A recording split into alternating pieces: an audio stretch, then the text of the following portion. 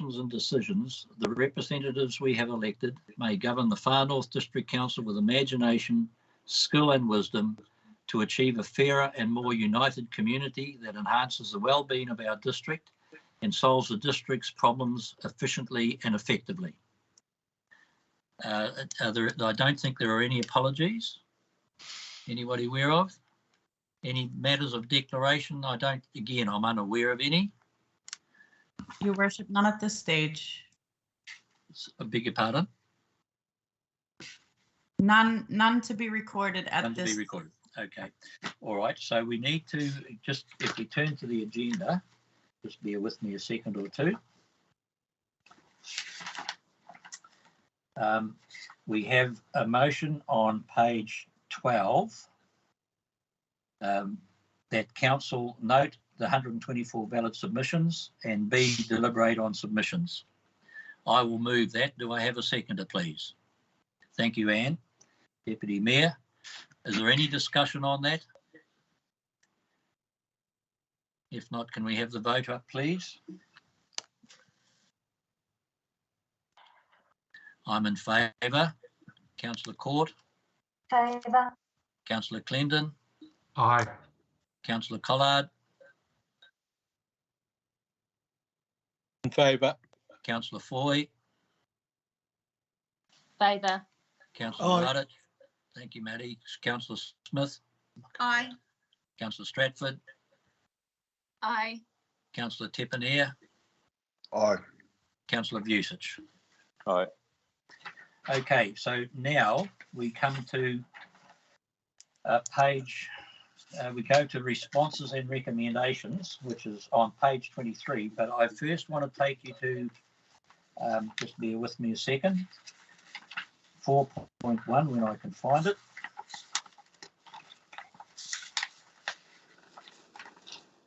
Which is on page 34, and given that we've had discussions this morning in our workshop and there's since been email traffic, I intend to now have a discussion around the matter of wards, and there is a motion, as I understand it, from Moko, and then if depending on what happens, if that motion fails, then there is a motion from Felicity, and if that motion fails, then there is a motion from Matty. Okay, and we will take them in that order. So what I'm going to now do is turn the meeting to Moko, who wants to move an amendment on the issue of ward structure. And I want to make the point. I want to make the point. It's really important that depending on what happens with the first part, we will then come back and consider the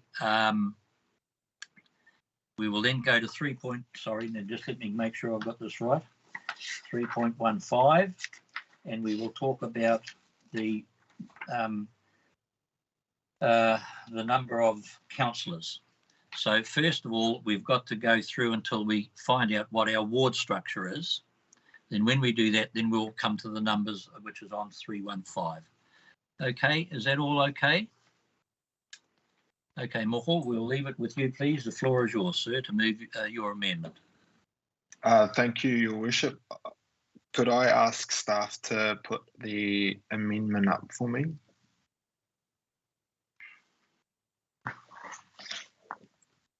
On its way. One moment through you, Your Worship. Thank you for your patience. Here we are.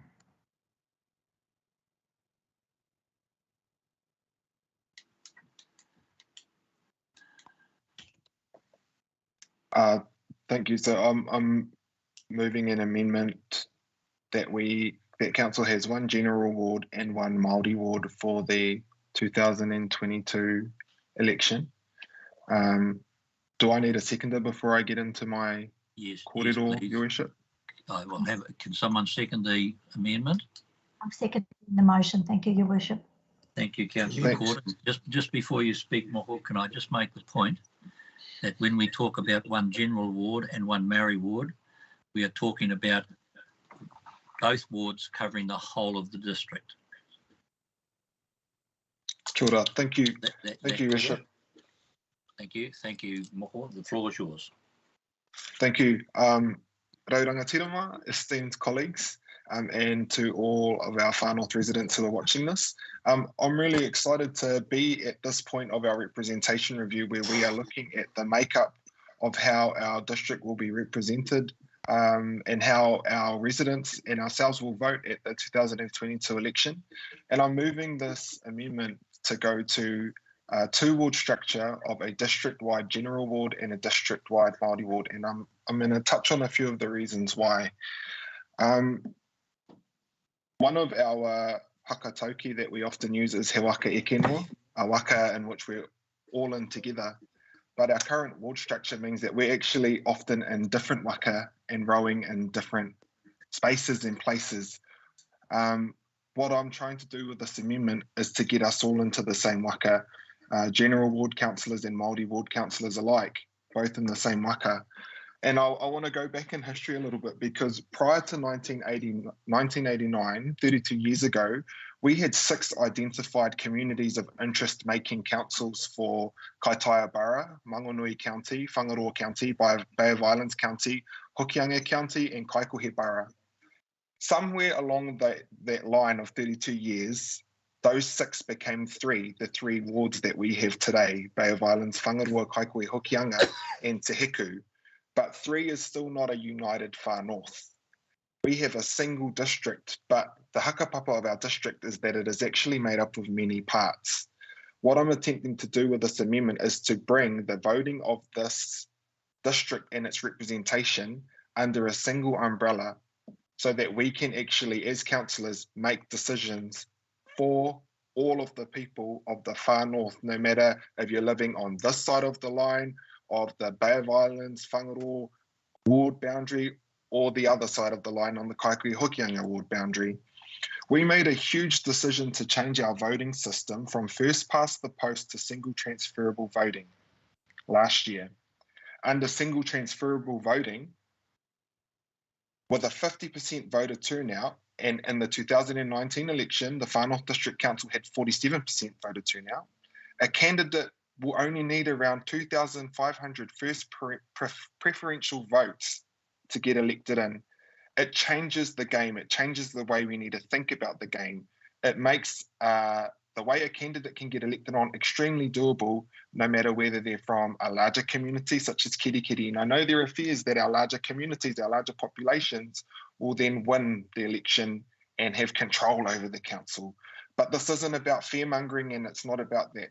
If we look at the numbers, at the statistics, 2,500, North Hokianga could rally behind a candidate with first preferential voting and get them onto council. North Cape could do so. The Karikari Peninsula could do so. Russell and some of its cousins could do so. It changes the game, so we need to change the way that we think about this. I also know that we will be looking to have another representation review following the 2022 election. So what I'm asking you to do is, like you took the chance on STV to see how it will play out, like we made the bold decision to vote across Māori wards to see how it will play out, I want you to make the bold decision to get into a single waka to row to see how it goes, knowing that anything we do is not stuck in concrete. And we can review it again. Going hand in hand with this, what I would want to see is us empowering our community boards, because I know there's a fear of the lack of local voice on council, and we can do that under current legislation by empowering our community boards, and it's already being done in Thames Coromandel. So we already have models we can look at, and there are ways we can change the way we are in the current structures we are sitting in, as well as a council. I know there are also fears in the public, and I wanted to get this across, that this will cost more. And there's no doubt that there could be potential costs to this sort of change. But we're going to discuss shortly the number of councillors we will have for our council. I just want to make it clear that I also understand that the remuneration pool, no matter the number of councillors, and under legislation we can have up to 29, remains the same.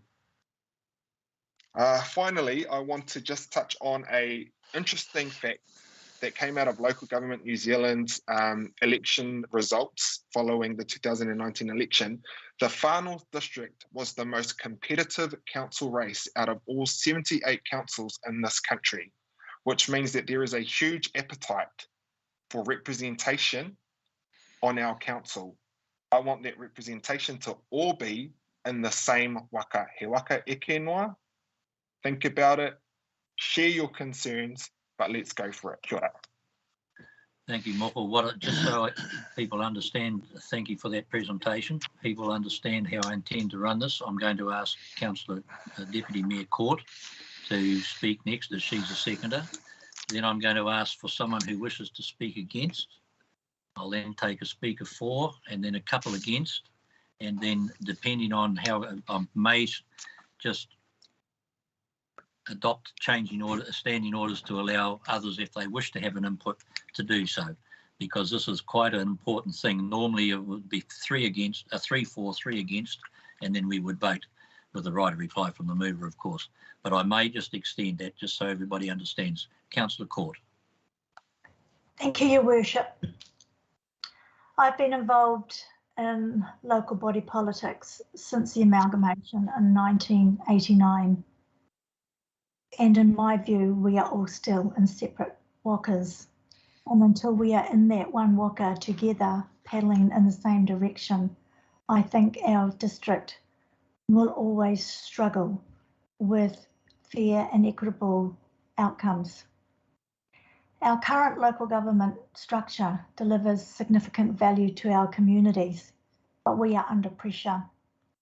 Since the 1989 organisation, the Local Government Act 2002 was enacted, local government and the environment within which it operates has changed greatly. Local authorities have greater responsibilities.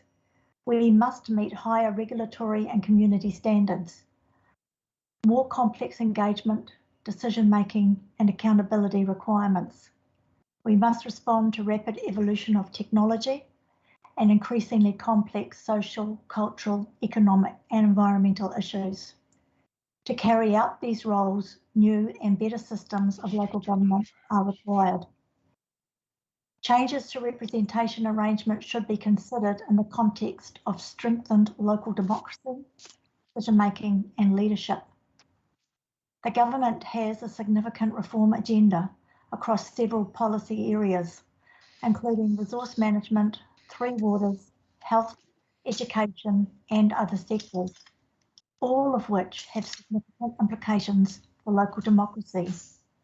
More heads at the table can only contribute to more diversity of opinion and engagement, and that will help and inform and shape decision-making. Voting at large promotes the concept of a district-wide focus, with councillors being elected by and concerned for the district as a whole, rather than the potential for members to place a priority on one or more local interests. Councillors voted at large are more likely to be truly representative and accessible. Distinctive communities of interest are more likely to be represented. It is less likely that one particular point of view or sectional interest will dominate the council debate. At-large members understand that they are elected to serve the same constituency, and this makes it easier for the public to understand the bespoke roles district councillors have in policy and local community boards and local placed decision and local place making. Like my colleague Councillor Moko Tipanea, I believe that if we strengthen our community boards, fears that local democracy is lost under this model can be dispelled. Thank you, Your Worship. Thank you very much. I'll take a speaker against. Do I have some? John Vucic and I think Felicity and no doubt Matty. John, floor is yours. Thank you, Mr. Mayor. Yeah, I'm going to speak against it. And the reason I'm speaking against it, I hear they're all fine sounding words, but there are a number of things that, in fact, Councillor Court mentions that in the history I've seen and been on council, we make an oath to make decisions in the favour of all areas. Unfortunately, humans fail and they tend to favour their local area, and that's the nature of human failing. The other thing too I've noticed is that smaller rural communities don't have a voice. We say we'll give them a voice, we've said we'll empower community boards, and that has not happened, and that needs to happen. So I agree with that point, that we need to push that down to communities of interest, and that is a must do no matter what we do, whether this fails or not. Councillor Tipinia mentioned that North Hogang rally around, and 2,500 votes later they can push a candidate. Population of North Hogang is 798. They'd be doing very well to actually achieve that. So, and history has shown that, and we don't do this for New Zealand, we don't have a single vote for all MPs across a single electorate in New Zealand, and there's a reason for it. And history has shown, and DHB has been a classic example, that there is it tends to favour the large metros. And if you think about it, it makes a lot of sense. Also, those that are elected in large metros, and you can look at Auckland and see what they do, tends to be focus on where your voters are. So the smaller community gets lost in all of these things. And I'd like to see if we truly are in one waka, which we say we are, and if we're not, and we've got things in place, for example, with North and Forward together, so I thought we were one waka. If we can't actually work in that, then actually having elected members at large won't make much difference to it. So that's my view there. But so that's the reason I'm against this. I can't see it working. As with the DHBs, we only managed to achieve 2 on the DHBs. In fact, the government threw them out, but they weren't functioning. So I don't believe we do this. We've got a lot of change happening. This is a major change. And I know there will be a lot of resistance, especially in a number of areas that won't agree to this. Thank you, Councillor Busich. I'll ask Felicity next because I know she's opposed. I just need to understand, David Clendon, do you wish to speak? Are your hands up? Are you for or against? I wish to speak against it. Okay, thank you. I just need to make sure that I am consistent. So if I'll come to Felicity, and then I'll come to Rachel, who I understand is in support, and then I'll come to Matty, and then I'll carry on from there. So Felicity, the floor is yours, please. Thank you, Worship. I am against the current motion.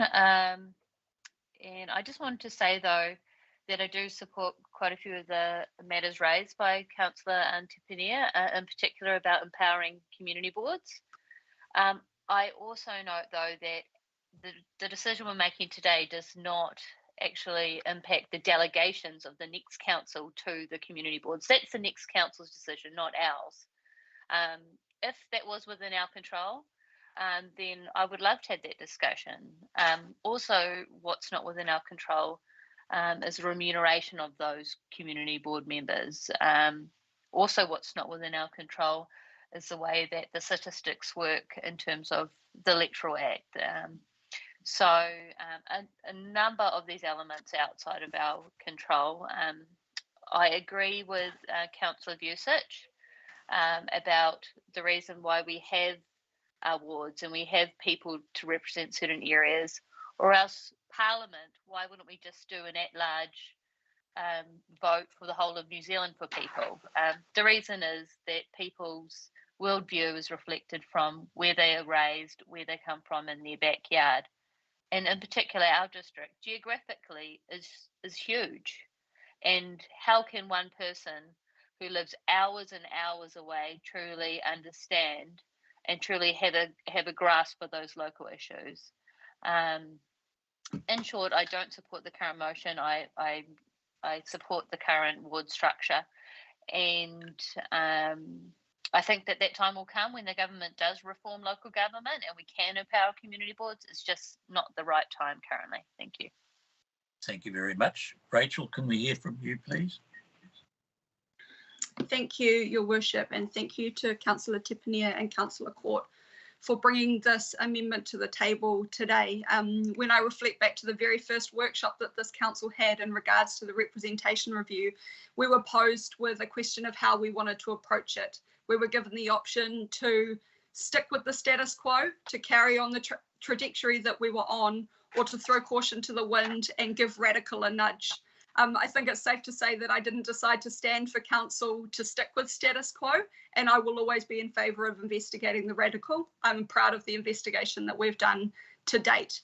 I want to echo Councillor Tepania's points around this council's decision to shift to STV and the bold, brave decision making that was involved around that. Change is never comfortable. Change is always scary. But I think one of my favourite quotes, and I've used it at this council table before, is to live a bold, brave, creative life. We must lose our fear of being wrong. And I can't echo enough Councillor Tepania's point. There is no wrong answer here. We just need to be able to try things, to be able to learn. And if it doesn't work, we have the ability to shift that and to make sure that it is working. What is wrong is when we choose not to try something new, so we eliminate that possibility of learning. There were quite a few submissions made around the benefit of district-wide under STV voting. And I think I'd really like to echo and tautoko what has been pointed out. There were some very heavily guided submissions that came from some very intelligent people, I have to say. I learned a lot from those submissions. One of the quotes that I wanted to put in there was that this would provide residents with more choice when approaching councillors after the elections. And we heard through a lot of our submissions that members of the public did not feel that they were able to access their councillors enough, that they didn't have value sets that were aligned with their councillors, and I believe that district-wide would support that.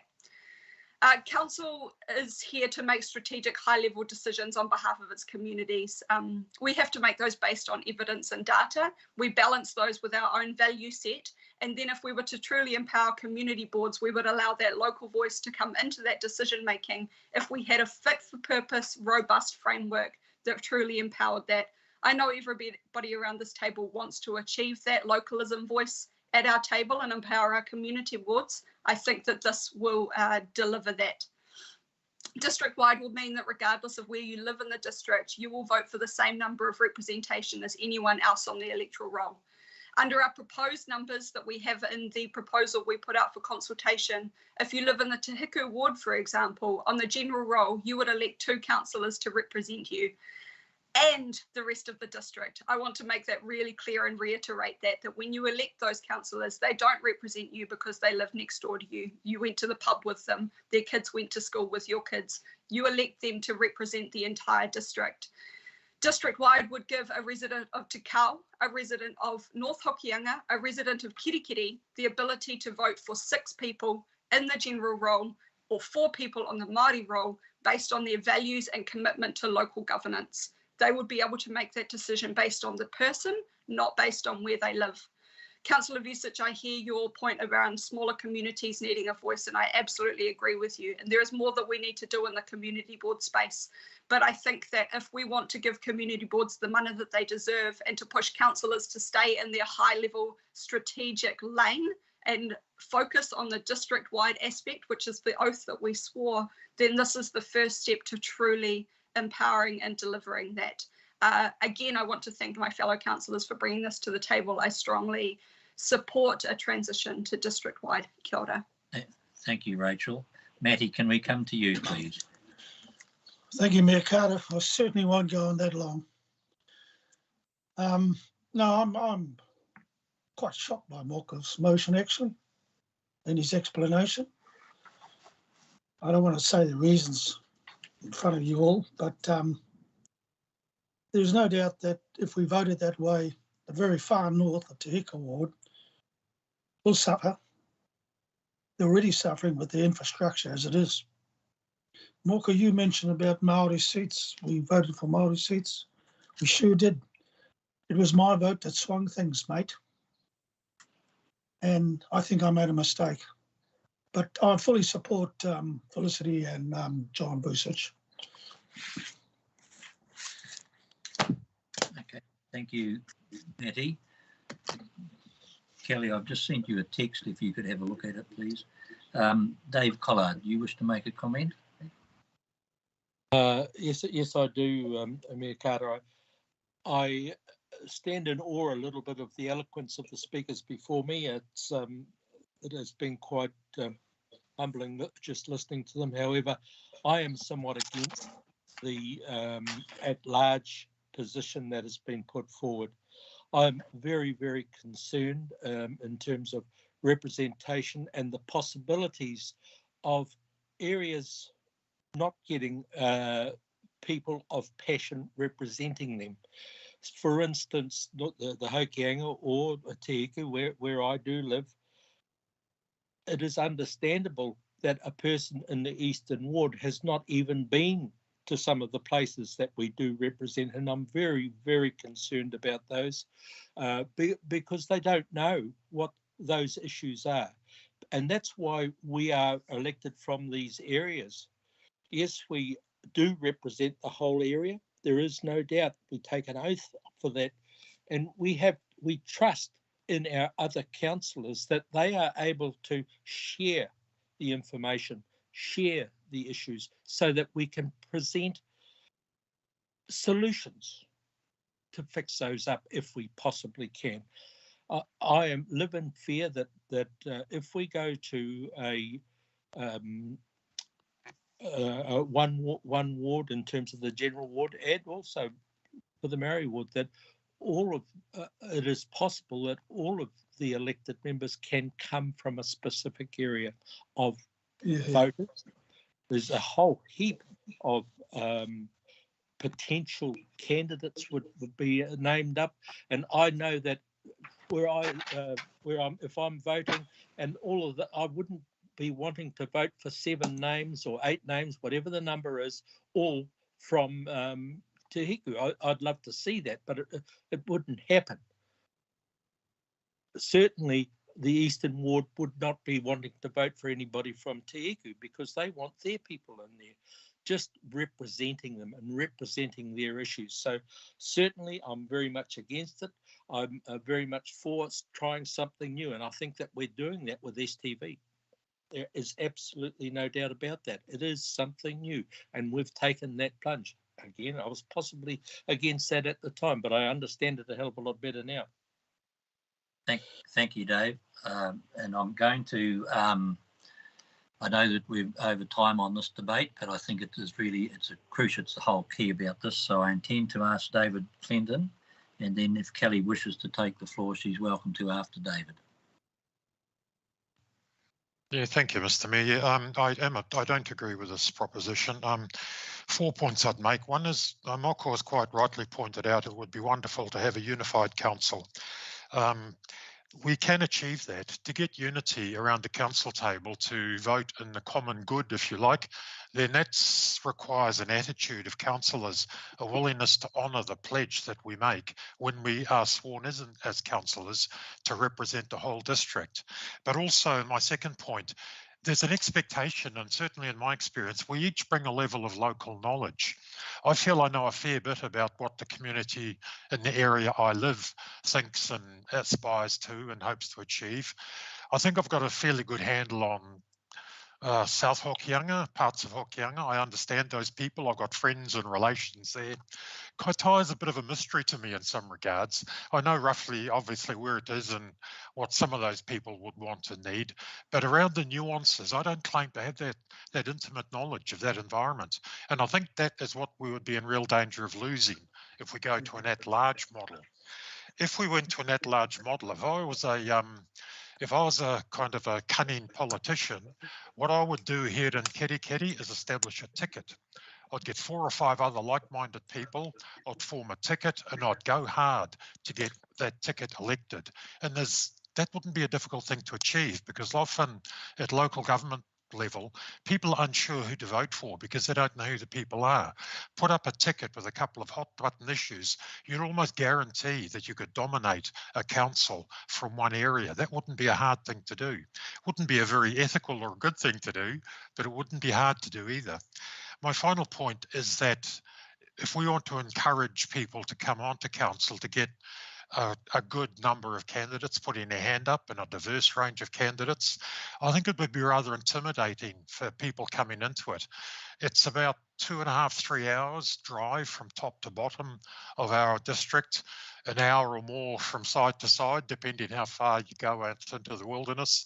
That would be a very expensive and a very demanding proposition for somebody to get out. We know how costly and time consuming it is to campaign within a ward, to campaign around the whole district.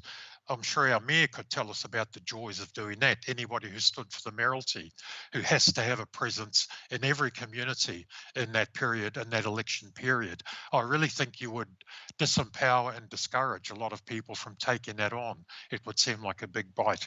So with those points, I could go on, but I think that's sufficient to indicate some of the reasons I don't support the amendment.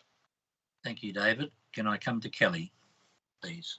Yeah, thank you, Your Worship. I'll just speak against it as well. I don't support general at large, although I do support the Māori at large, and we'll get to that later, I assume. I don't support it primarily because it's not something that we consulted on. And when I say consulted, I include the engagement in March. So we were able to have face-to-face sessions across the district, and nobody brought up the fact that they wanted our councillors to be elected at large. Not one that I spoke to. It's not something that was in the consultation document either. And due to the population density in some of our parts of the district, I believe that STV is going to work better for them to make sure that their voice is heard at our table. Of the 100 and something submitters, only I think 3 or 4 raised the issue of at large. So I don't believe that's it's not ethical for me to make a decision based on that amount of feedback when it's not something that we consulted on. And I also want to quote, so one of the sentences in that 4.1 quotes Cheryl Bainbridge as saying, oh, if it was such a good idea for Māori councillors to be elected district-wide, then the seats voted by general roll voters should be also elected district-wide. But what it doesn't include is her comment that, and then we'll have the whole place run from kitty. Yeah, so thank you for that, Your Worship. Thank you, Kelly. Thank you, everybody. I will give Moko a right of reply, but I just want to make a couple of comments. And I've been reflecting on this ever since Anne raised it this morning at our workshop. And I've got to say I'm torn, because I guess if there's an example of someone who has lived his life being elected at large, it's me. And I used to take pride in the fact that I always used to get 2,000 or 3,000 more votes than the National Party, given that I represented from south of Wellsford up to Cape Reinga. And the fact was that I used to buzz around the community all the time, shaking hands, doing all the things that you did. I just want to remind you all that actually I come from one of the smallest villages in the district, where there are 80 people, but it hasn't stopped me being elected. So it can happen and it can work. The only thing, and I just pick up Kelly's last thing, I do think it's an issue that we need to get out there and consult more on. I support it in the principle, but I think we didn't give enough time to consult on it. So with that, I'll pass the meeting to Moko, and Moko, you can write a reply, please. Kia ora. Thank you, Mayor Carter, and thank you to all of my colleagues for everything that you've shared today. I resonated with things that each and every one of you said in this debate so far, so I thank you all for that. Just as a right of reply, before we go to the vote, and you can actually cast your vote on this amendment, I just want to pick up one of the points being made about our parliament is not voted at large. But our parliament doesn't follow a same system that we have here in the far north. Our parliament uses MMP, where only 72 of the 120 seats are actual electoral seats representing areas, and the other 48 central government politicians voted off a party vote from their placing on a party list, regardless of where they live. So that's just something to keep in mind there, that our central government uses a way different system to what we use here as well to represent us. And that There are 42 communities in our district. We are never going to have a model that represents each one. And the legislation, when we start dividing it and subdividing it and putting it into ward structures, works against us because of a plus or minus percentage model. And we're going to be discussing that further on in this when we look at our community board structures. So population, I know that there's a real fear here that smaller populations are not going to be represented. In fact, when we start to subdivide our areas, our smaller populations lose out because they're smaller and because the legislation doesn't work in their favour. I know that if we were to go district-wide, there was the comment there about a ticket and people running to win. Well, actually, do you know what?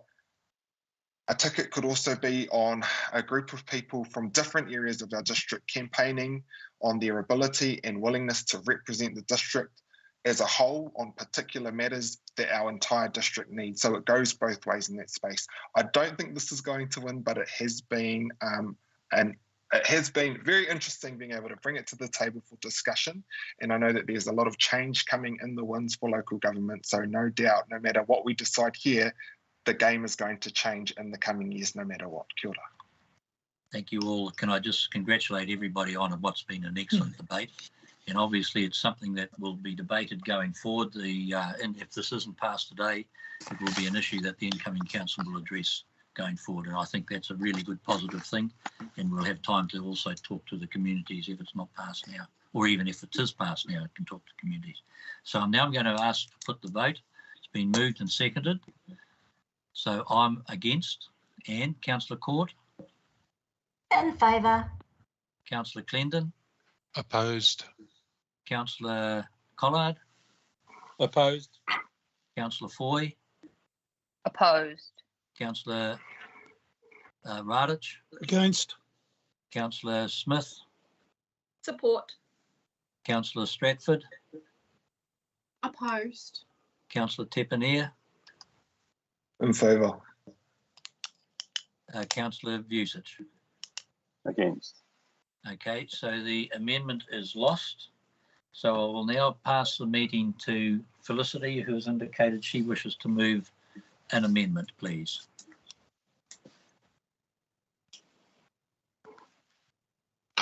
Thank you. The staff there have the amendment. I have two. One relates to the number of councillors. Yes, we need the hang on, let me just From get 9 this to up. 10. Thank you. So the current motion or the current proposal that was put out to consultation was to increase the number of councillors, being that it would result in... Sorry to interrupt you, Felicity, but the motion that we're looking to debate at the moment is a motion potentially from Councillor Foy to have 3 general wards and 3 Maori wards. And we will talk about numbers. If you can talk about the Maori, the wards issue, please. Okay, thank you. Sorry, that's the second motion that I have. So the current amendment is that the council established 3 Māori wards instead of a general Māori ward that was put out for consultation. The logic behind that is that we have 3 wards currently, the Teku ward, the Kaikohe Hokianga ward, and the Eastern ward, the Bay of Islands ward, and I'm proposing that it follow those same boundaries. I need a second. Okay. Is there a seconder, please? I'll second that, Dave Collard. Thank you, Councillor Collard. Felicity, you wish to speak further to the motion? Thank you, Worship. Just that this aligns with my amendment to the original consultation document that was put out for public consultation. The matter that was put out for public consultation was at large. My amendment was for North and South. However, my following amendment that relates to the number of councillors being same as what there is currently, 9 councillors, which would be 6 from the general ward and 3 from the Māori ward, would align with that. The reasoning behind the amendment is the fact that, and it pertains to the current debate, that it's such a huge geographic area, and depending on the number of people that do decide to vote from the Māori roll, can result in unintended consequences and could result in a number of councillors being elected all from the one area to represent those on the Māori roll. I have already highlighted this previously, and I still have the same view. I'm really glad that we will have iwi appointed representatives, which can relate to hapu being representative on our committees. I'm really glad that we're doing that in case we do have these unintended consequences, which I hope that won't result, but is one of the potentials from this change. So that's the logic behind this today. Okay, and I just make the point that the 3 Maori wards will follow the boundaries of the general ward. So just so everybody's clear on that. David Collard, do you wish to comment, please, as seconder? Yes, I certainly do. Sorry, we'll just get rid of that phone. I certainly support this amendment because I am concerned about the representation for Maori in terms of the possibilities for exactly the same reason that we've just discussed in the general ward, that the possibility of representatives all coming from the same area and not truly representing the iwi or the hapu from, say, for instance, Te Hiku or the Hokianga or even the Eastern Ward. It is important that that representativeness is in place, that the voices are heard from those communities. And I think it's critical at this early development stage that we get a spread.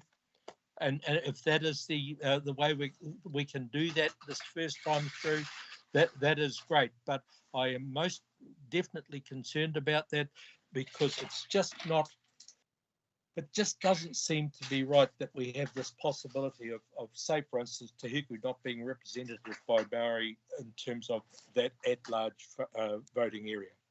Thank you. Thank you, Councillor Collard. Is there a speaker against the motion, please? Rachel and then Moko. Thank you, Mayor Carter, and thank you, Councillor Foy, for bringing this amendment today. Manawa tōpō, mana tangata, te tiriti o Waitangi. Those are 3 values of this organisation that will be breached by this amendment today. The proposal in front of us will divide hapu boundaries. It will disrespect the relationships that this council has worked so hard to build over the last 2 years, and it will breach the mana that goes with the intention of not telling our communities what they will do, but working with our communities to design what will work for them. I'm firmly against this amendment today. Thank you, Your Worship. Thank you. Moko. Kia ora. Thank you, Mikara. I'm definitely not against multiple Māori ward boundaries, but what I am against is simply imposing them or trying to put them on an existing structure without actually consulting and talking with iwi and hapu in the first instance. Further on in this report from staff, we have that at an iwi level, this splits communities of interest, and council simply cannot determine the appropriate boundaries for Māori wards. Only once those boundaries are determined can the assessment on fair representation be undertaken.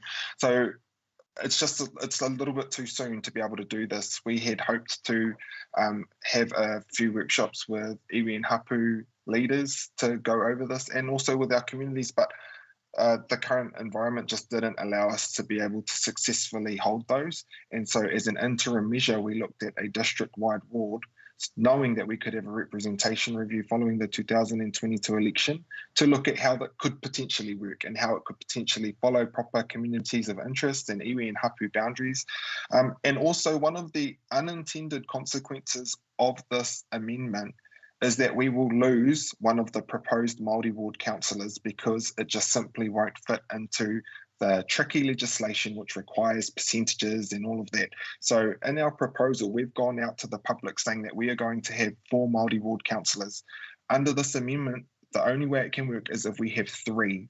So that means we will be losing a Māori ward councillor. And I for one, am not looking forward to seeing the ramifications of that from Māoridom here in the north when the Far North District Council decides to remove one of the Māori ward councillors that we had proposed giving to the community. And I honestly have a real fear about what the ramifications of that could be. So I'm going to vote against this amendment. I'm not against boundaries for our Māori wards, but we just need more time and we need to co-construct what they look like.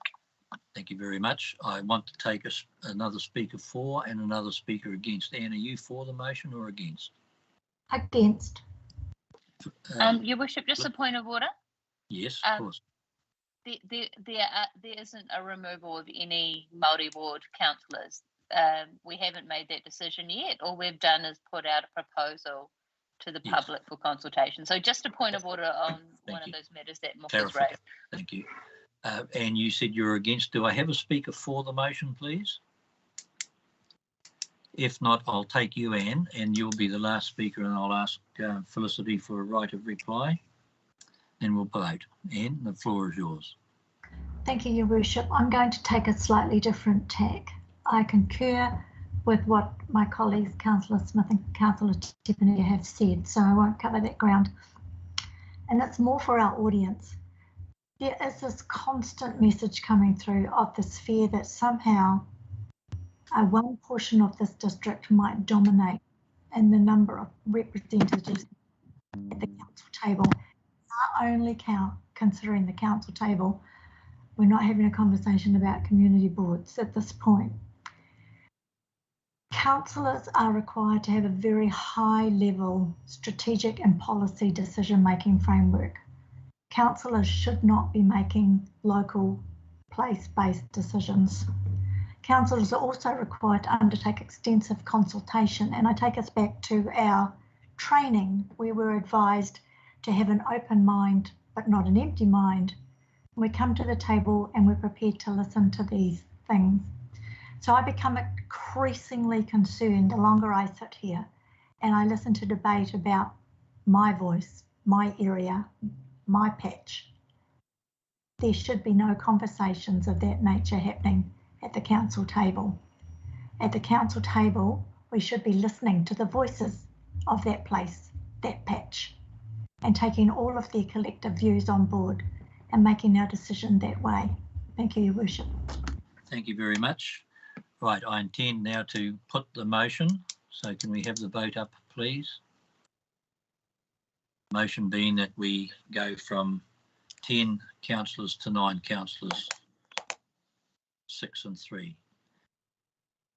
Okay. Your Worship, just a reminder that the motion Not on that the one. table is to establish 3 Māori wards. 3 Māori wards. Yeah. I beg your pardon. Yeah. I do apologise. Quite correct. I'm getting ahead of myself. I'm looking forward to the meeting finishing. So, okay, can we have the vote, please, and put the voting up, please? Right, I'm against the motion. Councillor Court. Against. Councillor Clendon. Opposed. Councillor Collard. For. Councillor Foy. For. Councillor Radich. Abstained. Abstained, thank you. Councillor Smith. Opposed. Councillor Stratford. Opposed. Councillor Tepanier. Against. Councillor Busich. Against. Thank you. The motion is lost.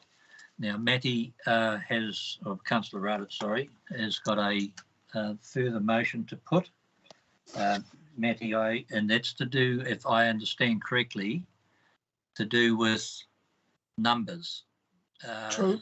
You want to increase the numbers from 10 till 12. Is that correct? True. What I want to do is my amendment is that elected members remain as is, the 9. 4 from the Eastern Ward, Yep. 3 from the Yep. Tuhika, 2 Western. That Right. Māori seats be 1 from each of their wards. This covers a fair representation of all iwi. That's the important thing. Yep. So Right? Councillor. That's 3 in total, which brings the total of councillors to 12. Okay. Point of order, Your Worship. Can not that I disagree with Maddie, but can the staff please point out how the electoral system works and how we don't get to determine those numbers?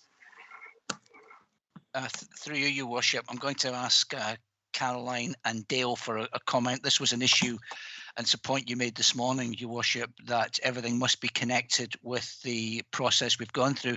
Can either Dale or Caroline give us a comment to the issue raised by Councillor Foy? Yes, through Your Worship. The Local Electoral Act has a formula when determining and establishing Māori wards as to the number of seats that will be in the Māori ward versus those that will be in the general ward. When we went out with our initial proposal of 10 councillors, the breakdown resulted in 6 general councillors and 4 Māori ward councillors. In order to move to a 9 general councillor model, that actually would increase the number of Māori councillors to 5. Correct. And so I just want to make that point that whatever motion we move, Matty, has to be legal and legitimate. And so I just want to get this in order. So we've now determined that there will be the voting that we've got is what's in our paper on 4.1, which is that we have, correct me if I'm wrong here, but we're still staying with the 6 councillors at the moment. Your Worship, if I may. Yes, please. Just help me, Asha. Thank you. The item that Councillor currently discussing is whether or not we want 1 ward or 2 wards or 3 wards, not the numbers and the number of councillors that we're electing. But I'm just making the point. Thank you, Asha. I'm making the point that Matty's motion is actually 3.15, not to do with 4.1. Yes, which is the next item we will look Which is the next item we're going to move to in a minute, and that's why I just raised it. I didn't want him to think that I'd forgotten you, Matty, or Councillor Radich. But I just make the point that at the moment we have defeated both the amendments. So at the moment we're still where we were, and that is 10 correct me if I'm wrong, 10 councillors, Asha, and of which 4 are from general and 6 from the wards, and then a mayor. And so now we're going to come to 3.15 and to talk about whether those are the numbers that we want to go forward with or not. Is that correct, Asha and Carolyn and Dale? That's where I'm up to, aren't I? Or where we're up to? Yes, so that's correct, because the amendments have been lost. The initial proposal was that we would have 4 wards, 3 general and 1 Māori, which is, unless there's further amendments, will be what goes into our final proposal. Correct. Thank you. So I want you now all to please turn to page 29, 3.15. And at the moment, the decision we've taken, as I'll just repeat it, that we have 6 councillors elected, 1 from the Western Ward, 2 from the Te Heku Ward, 3 from the Eastern Ward, and 4 Maori representatives from the General Ward, which covers the district. That's the current situation. So now I'm looking for any amendments. And Matty, you've just been advised that your suggestion of 9 and 3 doesn't comply with the law. And so we would have to have advice on what figures could happen. You're looking to increase the representation. We would need to get advice on what numbers would conform with the law. But I also think that there may be other suggestions. Dale and Carolyn and Asha, can you just help Matty? He's looking to increase the thing to 12. It would mean we would have to have, what, 7? Is it correct? We would have 7 general councillors and 5 Maori councillors. Is that correct? No, if he wants to go to 12, it would be 8 general and 4. 8 general and 4 Maori. Yeah, if he wants 9, if he wants 9 general councillors, then it will be a total of 14, which would be 9 general and 5 Maori. 5 Maori. Okay. Just does everybody understand that? That's the legislation that takes us to that. Does everybody understand that? I'll come to you in a minute, Felicity. No, I don't actually. You don't? Well, that's the law, Matty. I don't know where you come. Well, you know, I look through these submissions, and there are submissions that were put out as saying exactly what I'm saying. Correct.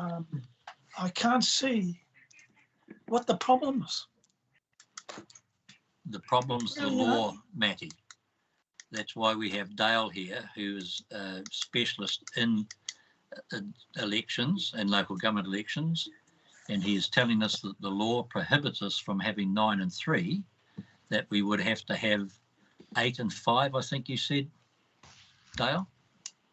For 12, it would be 8 and 4. 8 and four. 14, it would be 9 and 5. 9 and 5. Okay. If I could just respond to the councillor's query, we are very much constrained by legislation, and there is a formula set out in Schedule 1A of the Local Electoral Act that we must follow. And under that formula gives us those figures that I've just disclosed. With 12, it will be 8 and 4. With 14, it will be 9 and 5.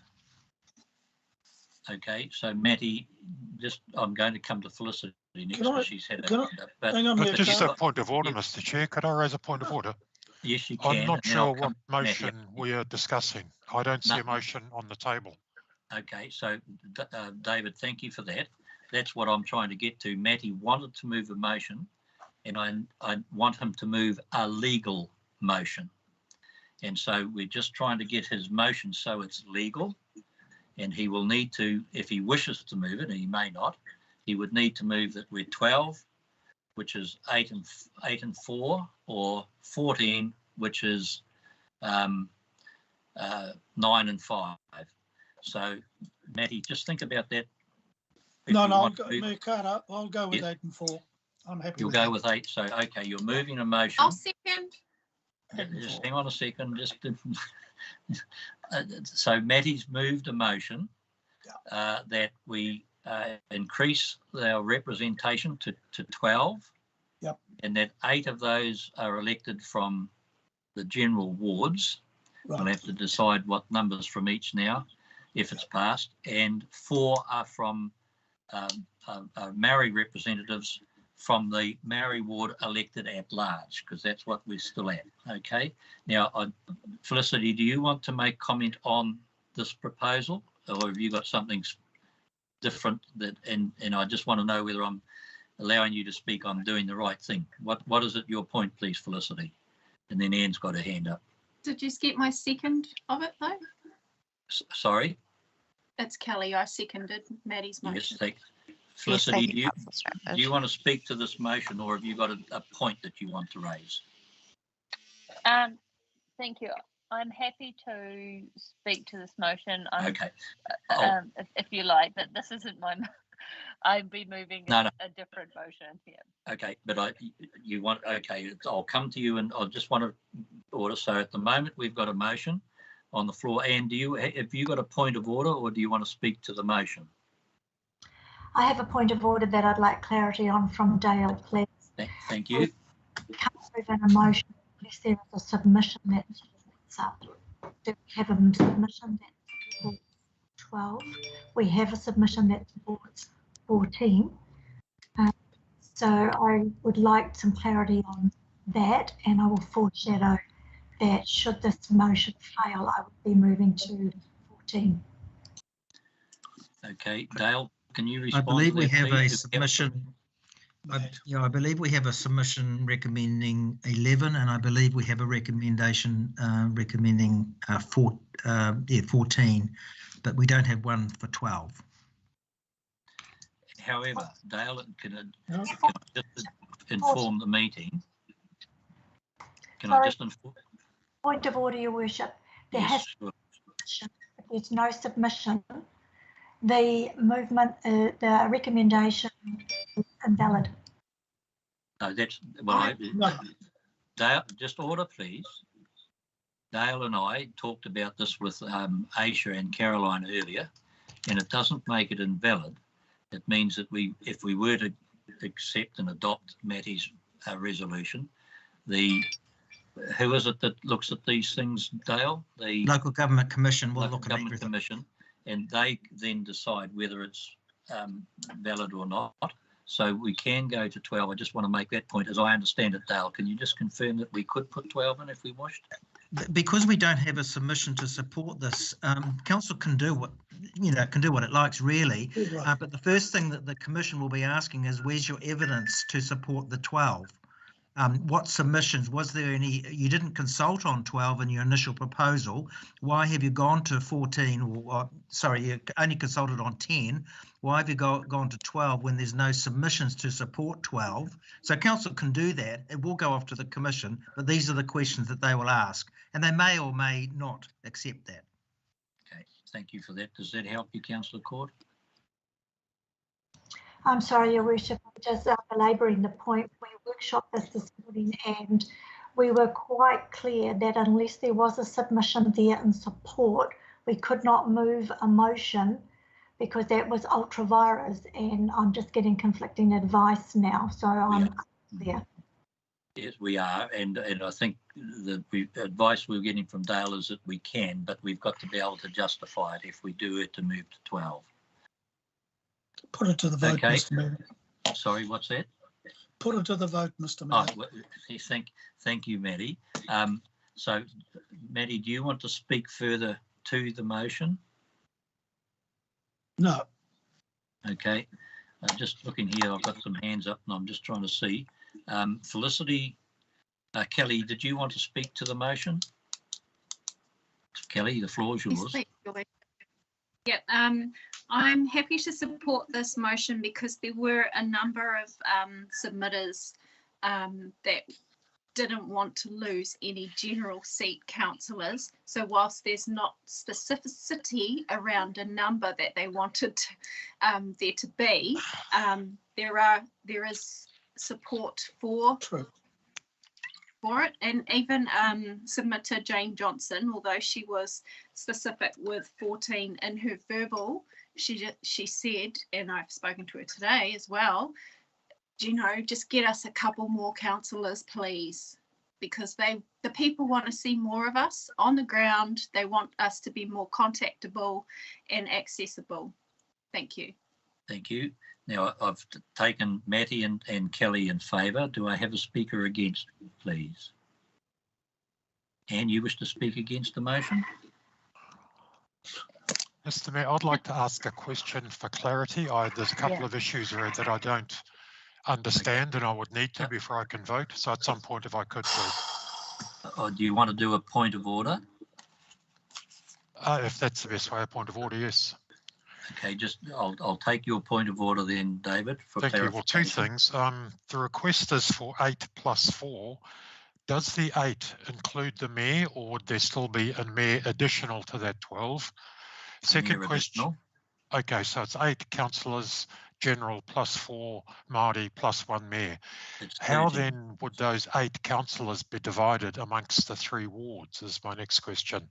And what would that do to the relative to the balance, you know, the representation numbers, and would that be acceptable to the Commission? So, David, I'm going to ask Dale and Caroline and Aisha to give us that advice as we go through the discussion. At the end, they can give us that advice. Thank you very much for raising that, because it was a point I was going to raise. Anne, you wish to speak against the motion, please. Yes, thank you, Your Worship. As already foreshadowed, I will be. Can we please have Councillor Radich muted? I will be moving foreshadowing an amendment to move to 9 from the general, 5 from the Māori, plus 1 mayor at large.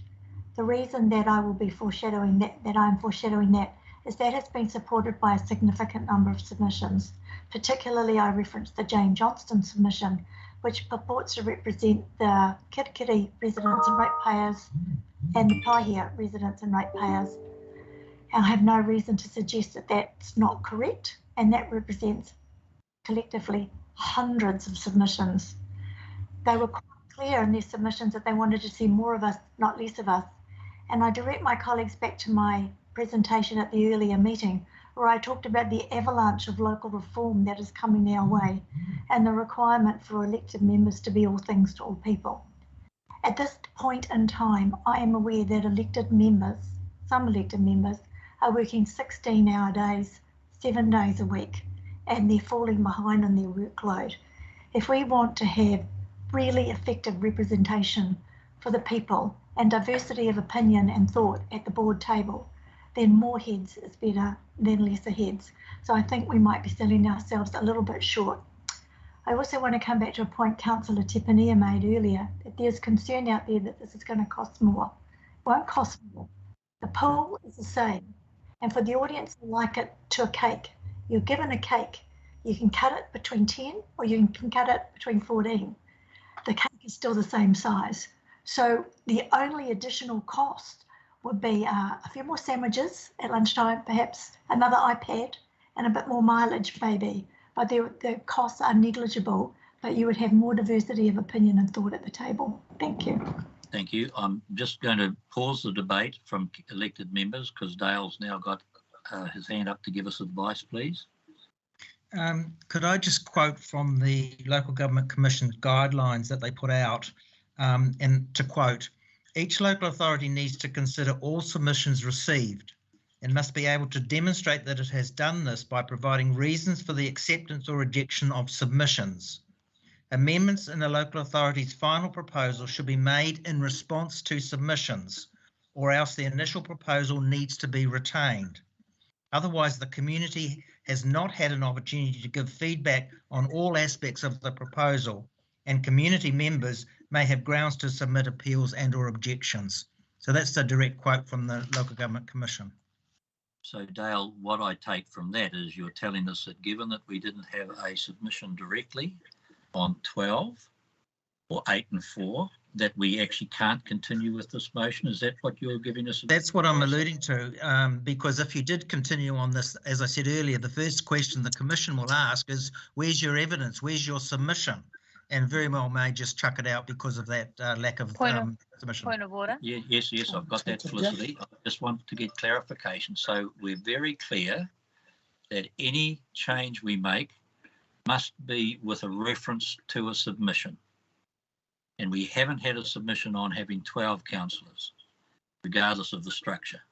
So therefore, what you're advising us is that we can't take the motion that Matty has put is null and void. Is that what I'm, no, hang on, Matty. I'm just trying to, I need to know as well as you, what you're telling us is that it's not valid. I'll take your point of order in a second, Felicity. Dale? That is correct if you read the guidance from the Local Government Commission. So that's the advice you're giving us. Your point of order, Felicity, please. There's two parts to my point of order. Number one, that Matty's motion is valid because as Councillor Court has raised, number of submissions, many of them have requested greater representation and 12 is greater than 10. So although they didn't specify exact numbers, Councillor Radich's motion does reflect that. And that was, as Councillor Court has raised, in a number of the submissions. Number two, my point of order is, and I can't vote for or against or debate for or against the motion until I know how many councillors per ward there will be for the 8 general ward councillors. Thank you. Thank you. So Dale, just for clarification, given that what Felicity has said, is that legitimise the motion? That they're looking for increase, they didn't put figures on? And secondly, can you answer her last comment, please? As I said earlier, it's a grey area, and ultimately whatever is decided, and council can still decide things even though there are no submissions, contrary to the guidelines set by the Commission. The ultimate decision will be the Commission's, and they will look at the whole process. Now, in answer to the second question, I've done some quick calculations based on 8 and based on the current proposed, or the proposed 3 general wards, and 2 out of the 3 just don't fit the plus or minus 10% by quite a long shot. So we'd look at Kaikohe Hokianga with 1, and the range would be 5166 to 6315, and this is 7630. The second one would be Te Hiku, which would have 3, which would be below the minimum. That would be 4420 instead of 5166. And the third one, which is Bay of Islands, which would have 4, which would be 6290, which actually falls within the plus or minus 10%. So 2 out of the 3 do not. So you're looking at 431. Correct. Okay, so just everybody got that? That's what we're talking about. Secondly, well, it's a grey area. This is legitimate given that people have asked for more councillors without specifying. So I'm going to allow the debate to continue. So at the moment, I've had Matty speaking for it, Kelly speaking for it and against. Do I have a further speaker against the motion, please? Rachel? Thank you, Your Worship. I'm in favour of increasing our representation, as Councillor Court has pointed out. There have been a numerous amount of submissions in regards to that. However, I'm not in favour of these numbers. I would be in favour of retaining our general ward councillor numbers and adding our Māori on top of, understanding whether or not that would comply with the plus or minus 10%. And as much as I would love to be able to support this and on the principle of increasing our numbers, knowing that it doesn't comply, I can't support it today. Thank you. Thank you. I'm going to ask for a speaker for, but just before I do, Dale, can you please do a calculation on Anne's suggestion of 9 and 5, I think it is, Anne, that you're going to, right, so that we know what the ward representation looks like, please, when we come to it. Felicity, have you got a point of order? No, just to speak. I'm not actually sure if I'm for or against at this stage. Well, I'm looking for a speaker for the motion, please. Well, I can speak some. Point of order, Your Worship. Yes, Moho. I just want to be able to speak for a second now. So in our workshopping of this, it was made extremely clear that there is legislation that needs to be followed for our representation review, for it to be a successful representation review. Now, if we're going to open up a can of worms and allow things that are outside of the scope of the legislation for this representation review, then I'll be looking forward to the submission suggesting 3 extra Kaikohe Hokianga councillors getting pushed across the line. If we're going to allow things outside of the scope, then every single thing, and we're only on 2 of the points out of I don't know how many points, Your Worship, it's all going to be open for gameplay, and I'm going to be looking forward to getting over the line the ones that I want that I know are not within the scope. I'm just going to leave that. Thank you. That's why I've been asking Dale to clarify that we are still within the bounds. Could I assist, Your Worship? Yes, Will. I hope you can. I'll certainly do my best. Somebody needs to. I'll certainly do my best. My understanding is the situation is that to debate this matter would not be ultra vires. However, the strong professional advice that you're getting from staff and from Dale as the national expert in this field is it would be folly to do so because of the issues that he's raised that it didn't appear anywhere in the discussions with the community. That's the top and bottom of it. All right. Well, what I intend to do now, unless someone is really wanting to speak, what I intend to do now is actually put the vote, because I think it'll be voted down, and that then solves that problem, and then we can take the next vote. Felicity, do you need to speak to this? Sorry, it's just a point of order so I understand, and it's in the chat. What's the plus or minus to comply with the Electoral Act? Does this not comply? This doesn't comply. It doesn't comply, correct. Yeah. All right, so we have the motion. Matty, do you want to reply to it? You're the mover. Sorry, I should have asked you to reply. No, just carry on. You're okay. All right. So I'm going to ask for the vote. I'm voting against. Anne Court? Against. Councillor Clendon?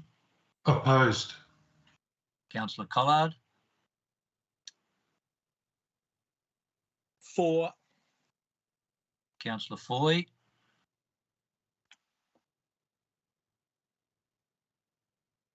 Against. Where are you? Oh. She's against. She's a beauty. Councillor Radich? For. Thank you. Please, we don't need comments on other people's voting. Councillor Smith? Wow. We don't need comments. Thank you, Matty. Thank you. Councillor Stratford? Aye. Favour? Councillor Tepanier? Opposed. Councillor Busich? Opposed. Thank you. Right, now we have a further amendment from Councillor Court. Would you like to put your amendment, please? That motion's lost, by the way. Thank you. Councillor Court? Thank you, Your Worship. I am moving that the council amend the initial proposal to 14. basing this on the ground that it's compliant, and if it is not compliant, I will withdraw. And we've had a submission on it, Dale, and is that correct? Oh, sorry, can we have a seconder, please? The motion is that there's 14, and that, I take it, Anne, is 9 and 5. Is that correct? That's correct, Your Worship. Thank you. And do I have a seconder, please, for that motion? I'm happy to second as long as it complies. Thank you. And Dale, it does comply, I understand. Do we have a submission that's talking of 14? It complies because we have a submission, which is fine, but it does not comply with plus or minus 10% if we retain the same 3 general wards. And that would be a split of 2, 3 and 4, and neither of them comply. None of them comply. Goodness gracious me. Oh dear. Okay. So what's your advice? Should we proceed with this motion, or you're telling us, just like the last one with Matty's, it doesn't comply, so therefore we're wise not to commence with it? It doesn't comply. You'd have to have a good valid argument with the Local Government Commission why it should not comply. And generally they look at saying, well, if it splits communities of interest, then it cannot, you can allow it. But I think that it'd be hard to justify it in this situation. Councillor Court, in that case, is it appropriate to withdraw the motion? Your Worship, it complies on the grounds that it has a submission. It doesn't comply on the grounds that it doesn't meet the plus or minus 10%. All 3 do not meet the plus or minus 10%. I come back to the foreshadowed workload, that foreshadowed avalanche of local government reform that is coming our way, and the workload that is on elected members. So if Your Worship wouldn't mind, if we could let it run, I think we could mount a significant argument with the Local Government Commission as to why we need this. I'm happy if it fails. I'm going to die in a ditch over it, but I think I'd like to just test it. Thank you, Your Worship. Moko Tepanea, do you wish to continue with your seconding given it doesn't apply? Am I able to foreshadow a further amendment should this lose, that to make things comply, we simply double, which I cheekily suggested at our workshop, and it actually looks like it could be the only way of achieving the aspirations of what people want within the legislative framework that we have. So if you're happy in the meantime to second this, we will see where it goes. Kelly's got her hand up. Are you against this, Kelly? I have a question, Your Worship. You've got a question. Okay, thank you. For Dale, I'm sorry, I can't find the number. The plus or minus for the proposal of 14, what is it? Is it more than 15% or is it under 15%? Sorry, I haven't had a chance to do the percentages, but I looked at Kaikoui Hokianga with 7630 with 2 councillors, and it's 3815. Sorry, the range with 9 is 4592 to 5613. So with 2 councillors for Kaikoui Hokianga, it's well under at 3815. For Te Hiku with 3 councillors, it would be 4420, so that's a little bit under the minimum of 4592. And for Bay of Islands, it would be 4 councillors at 6290, which exceeds the maximum of 5613. So you can see the range would be quite different between 3815 and Kaikoui and 6290 in Bay of Islands. Right. Thank you for that explanation. Thank you, Dale. It still doesn't answer my question on the percentages. Sorry. Oh, well, I can work those out if you'd like me to. I think we're probably making progress. David Clendon, have you got your hand up? Do you wish to speak for or against? It's also a question. I'm just a bit surprised because in terms of the 3 general wards, that's the status quo, isn't it? 432. Is it the fact we're bringing in? I guess the number of electors is changing because it's only the general role, not Māori role. And also because we're now down to 6 rather than the status quo. So that changes as well, David.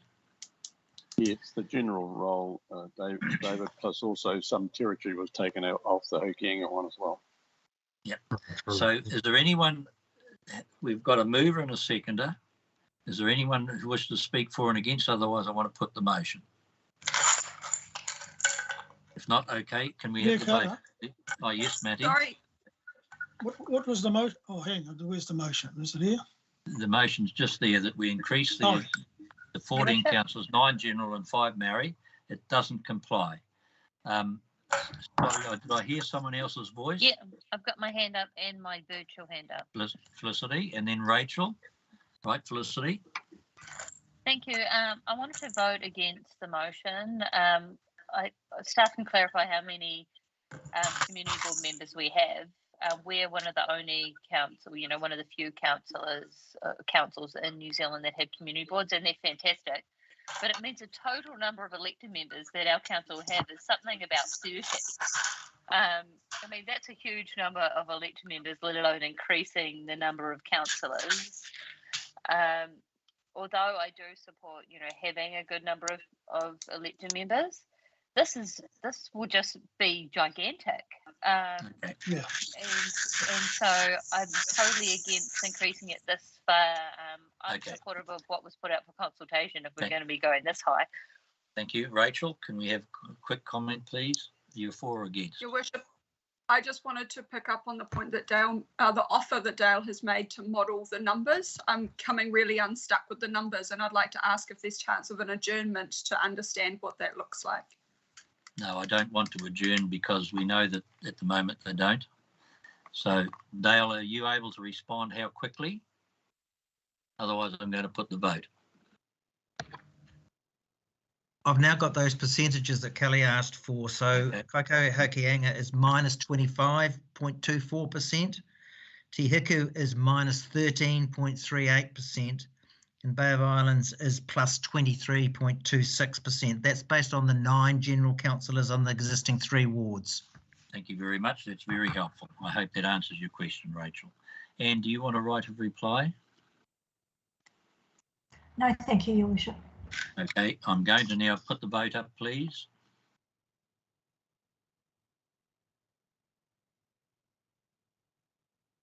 Okay, so we're voting on 9 general and 5 Maori. I'm against. Do I have I'm sorry, Councillor Court? In favour. Councillor Clendon? Opposed. Councillor Collard? Opposed. Councillor Foy? Opposed. Councillor Radich? Against. Councillor Smith? Opposed. Councillor Stratford? Opposed. Councillor Tepania? Opposed. Councillor Busich? Opposed. Okay, thank you. Right, so Moko, you were going to move a further amendment, but I just want to check with Dale. The movement is that we double our numbers. I assume, as I said earlier today, that you mean 2 mayors as well as 20 councillors. So 12 general and 8 Maori, is that what we're looking at? Yes. Is that correct? That's correct. Oh. Okay, and Dale, does that comply? I'm sorry, I haven't had a chance to do that, but I'll work on that right now. Okay, if you would, Moko, can you speak to your motion, please? Oh, sorry, I beg your pardon. I can't see who it is. We need a second. Can we take the thing down, please, off here so I can see who I'm talking to? Who is it that's asking the question?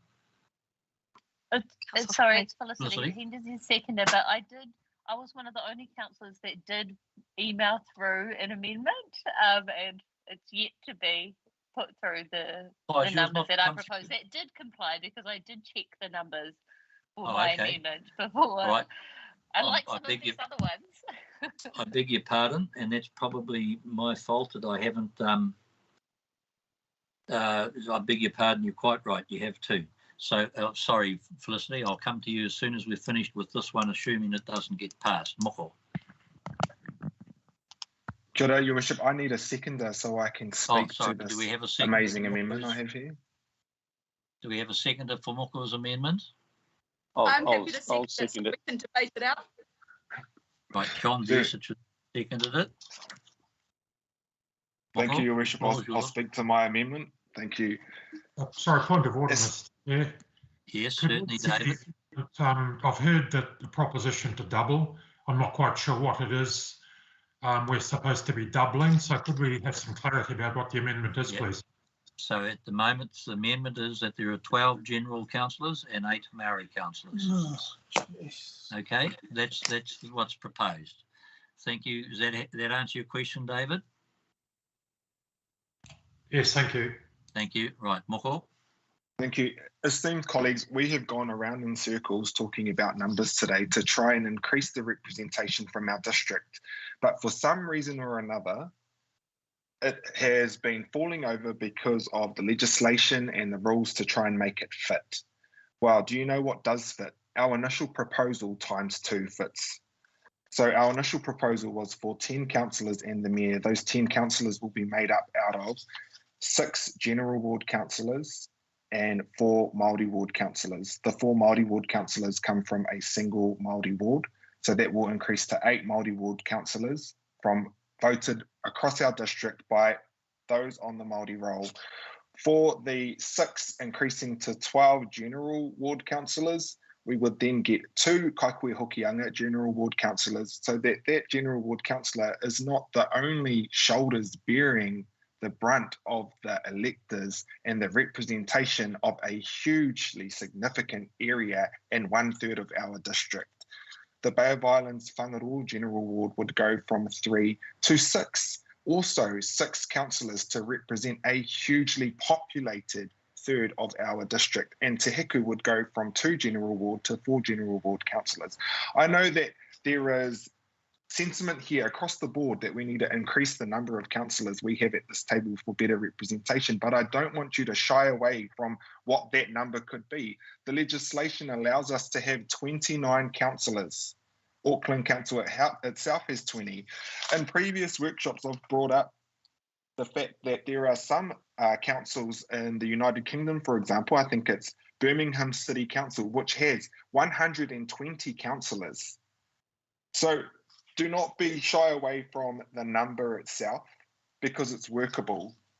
It is extremely workable. It will achieve what you are seeking. So that's my amendment. I brought it up as a joke at the start, and we've got into a space where it actually could be a solution. So let's put it to the vote, Joy. Thank you. Councillor Vucic, do you wish to comment, please? Can we keep our comments brief? We're starting to drag this out a bit, John. Moko's done a good job there, Mr. Mayor. Okay, thank you. Kelly, you've got your hand up. Kia ora. Yeah, I really admire Moko and Will Taylor's facials during that. It looked so serious. I don't know whether there was concern for how many councillors would be traipsing through chambers or excitement. I can't support this amendment. Thank you very much. Thank you. Felicity, you've got your hand up. Well done. Thank you. And thanks for those comments, Maddie. I just wanted to highlight my last point. So if there's 20 councillors, then how many community board members? It'll be like 50 elected members. That poor CEO. I'm sorry, I can't support this. Okay. If there's any, what I'm going to do now is, as there's no other hands up, I'm now going to put the vote, please. So we're voting on Moko's amendment that we have 12 and 8. I'm against. And Councillor Court? I'm actually in favour. Favour. Councillor Clinton? Opposed. Councillor Collard? Opposed. Councillor Foy? Opposed. Councillor Radich? I was going to say a joke, but I was against. Councillor Smith? Support. Councillor Stratford? Against. Councillor Tepanier? In favour. Councillor Vucic? I'm going to be bold and brave and say in favour. Okay, so the motion is lost. Felicity, you've got a motion that you've given us notice to move. Thank you, Worship. My motion was Oh, already and sorry, tabled we it, need, so the staff already have it. we need so a it's already seconder. up I'll there. second it so it can be discussed. Thank you. Right. So, Floor is yours. so my motion was to keep the number of councillors the same, and that would result in 6 for the general ward and 3 for the Māori wards. And that would just mean that the number of elected members in terms of the council table would remain the same. It's very similar to that of the current publicly consulted numbers of 10, which is just an increase by 1. So I'm in favour of having fewer councillors, but having our community boards and empowering them, just as what Moko has said. And whoever's on the new council would like to have those delegations increased and personally their remuneration increased. So I don't see why we need the number of councillors increased if we do that. Okay, thank you. Is there any speaker who wishes to speak for the motion?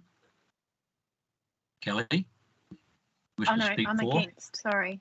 Is there anyone who wishes to speak for the motion? Yeah, I do, Maddie, you want to reply? Yeah, you want to I speak? support it. I'll tell you, I'll be pretty straight up. I'm sick of this. We've just gone round and round and round and round. And really, in reality, I am supporting it just to finish the bloody thing. Okay, thank you. Kelly, do you wish to speak against? Yes, Your Worship, I'm going to speak against it because we had a large number of submissions in support of elected representatives representing 6,000 Māori. So in my view, this would reduce their capacity to represent the population of electors, which is 25,000, let alone the population of the stats that we have, that there is 50% Māori in our district. Thank you. Thank you. Rachel, short and sweet, please, and then Anne. Thank you. Oh, sorry. Thank you, Your Worship. I'll keep it short and sweet. I can't support this today. I feel that we had a resounding call to increase our representation, not decrease it, so I won't be supporting this today. Thank you. Anne, Councillor Court. Finally, in closing, Your Worship, I'm also going to speak against it. As Forrest Gump's mum once said, life's like a box of chocolates. You never know what you're going to get. We don't know what we're going to get after the next council election, and this is just leaving the margin too slim.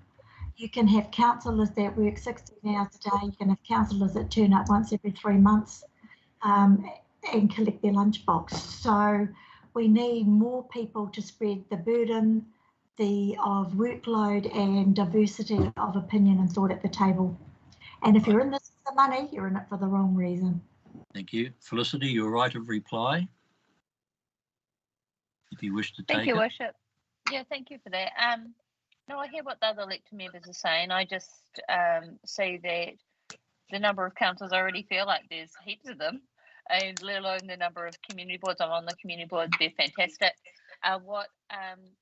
If this motion fails, then I'm very supportive of the motion that was actually put out to the public, being the 6 and 4. So we'll take this to the vote and see how it goes.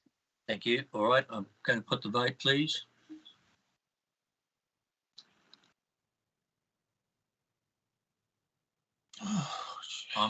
I'm against. Councillor Court. Against.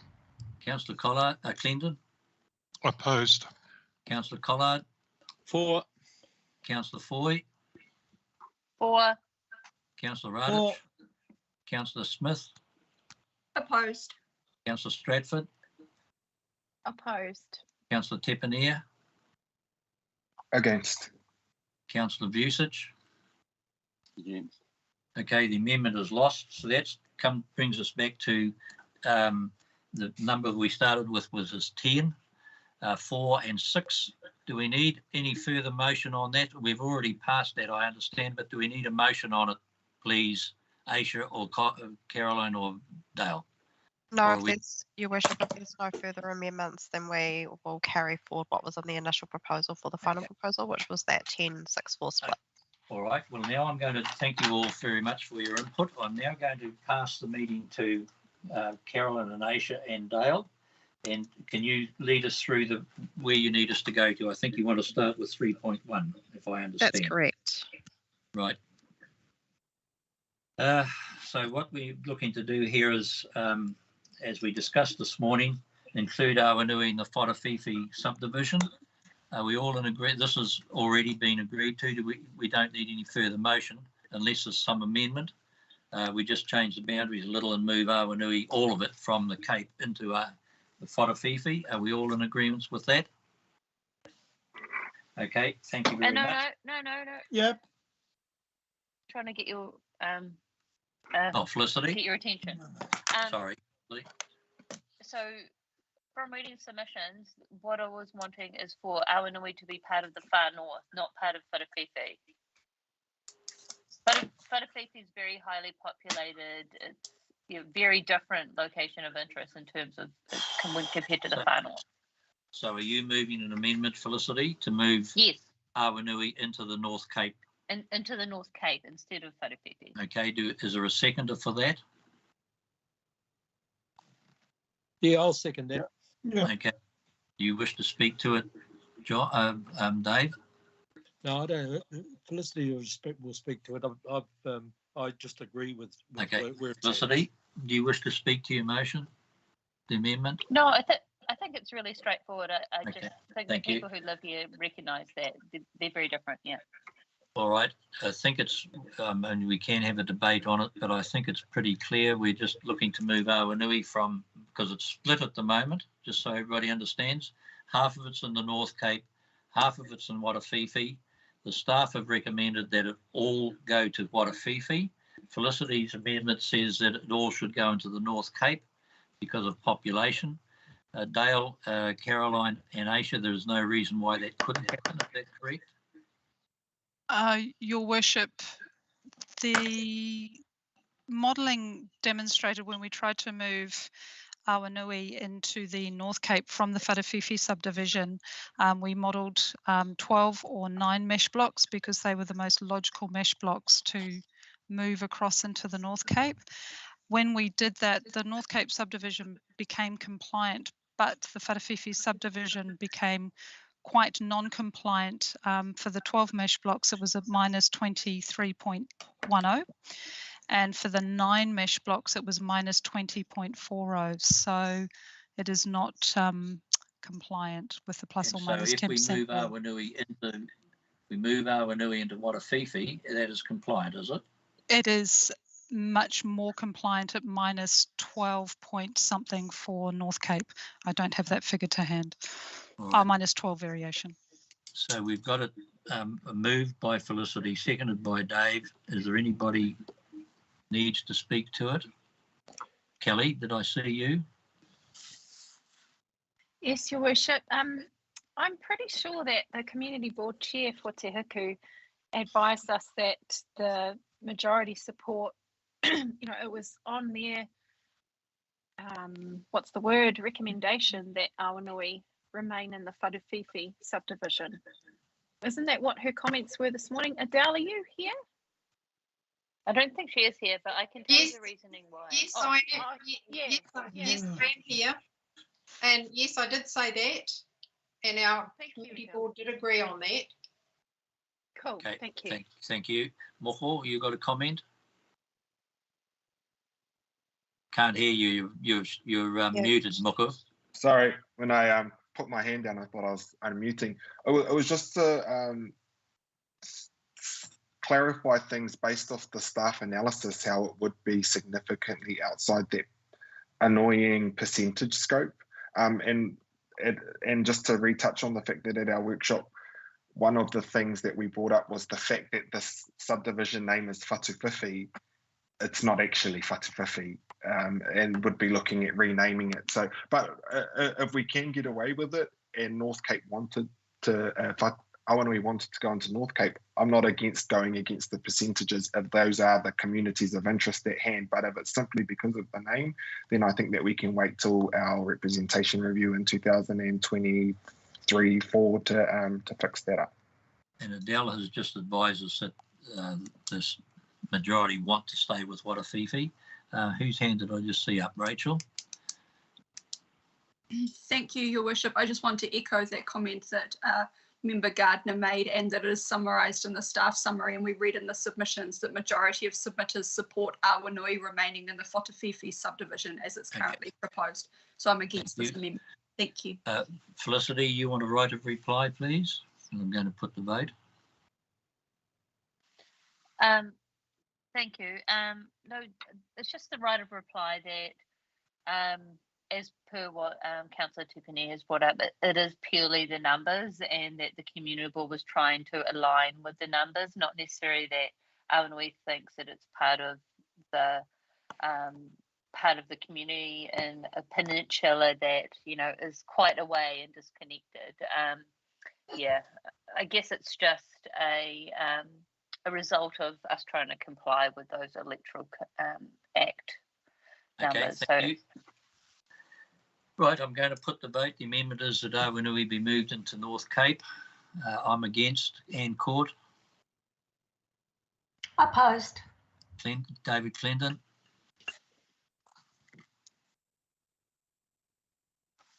David. You're on mute, David. Councillor Collard. For. Councillor Foy. For. Councillor Radich.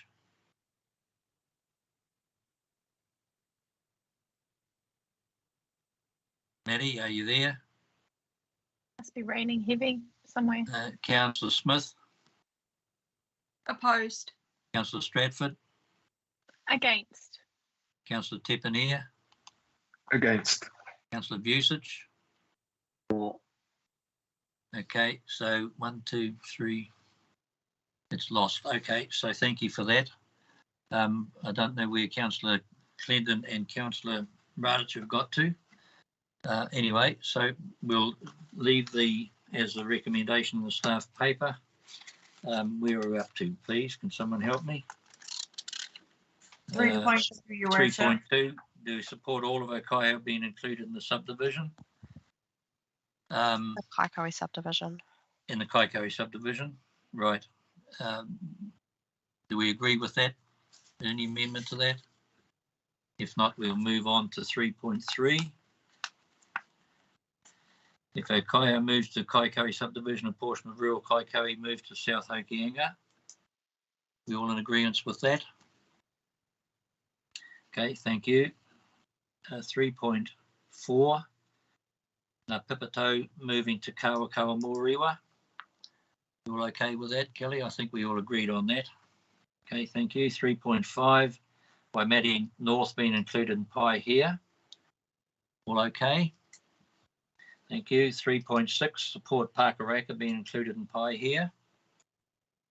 All okay. Thank you. Support the establishment of new Waipapa subdivision with Bay of Islands Whangarao Ward. All okay on that. Thank you. Your Worship. Sorry, who's that? Rachel? It's Aisha, sorry. Oh, sorry, did I miss somebody? There was a recommendation from staff in relation to the submissions received that we'd appreciate councillors considering. And which was that, please, Aisha? For the establishment of the Waipapa subdivision and the Bay of Islands Whangarao community and the ward. Sorry, it's page 25 of your agendas. Staff presented 3 options. Option 1. Oh, yep, that's right. And so the staff report asked us that they thought that the wider corridor was the one they wanted to support on the maps. I think that's correct, isn't it? Correct. So we're happy with that? All okay on that? Okay, So, Your thank you. Worship, if the councillors agree with the staff recommendation for option 1, we'd appreciate a mover and a seconder to I'll amend move. the Do initial I have a proposal. seconder? Moved and seconded. Okay, is that all in favour? Do we need to vote on it, Aisha, or we just assume that we're okay? Yes, please vote. We want to vote? Who was the mover and seconder? Sorry, Your Worship. I moved and Rachel seconded. Thank you. We can go to the vote. Thank you. Point of order, Mr. Chair. Yeah. Yeah, my apologies. My computer froze a few moments ago, so I had to go out and get back in. So just letting you know, I haven't entirely lost interest. It was a technical glitch. Thank you, David. Appreciate that. Right, vote please. I'm in favour. Councillor Court. In favour. Councillor Clendon. This is putting the change to the Waipapa board, David, the one that we all agreed on. You can vote in favour. I'm in favour, yep. Councillor Collard. In favour. Councillor Foy. In favour. Councillor Radich.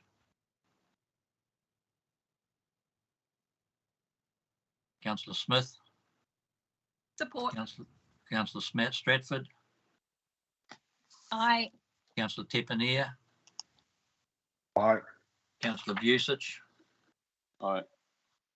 Thank you all very much. That's confirmed. 3.8.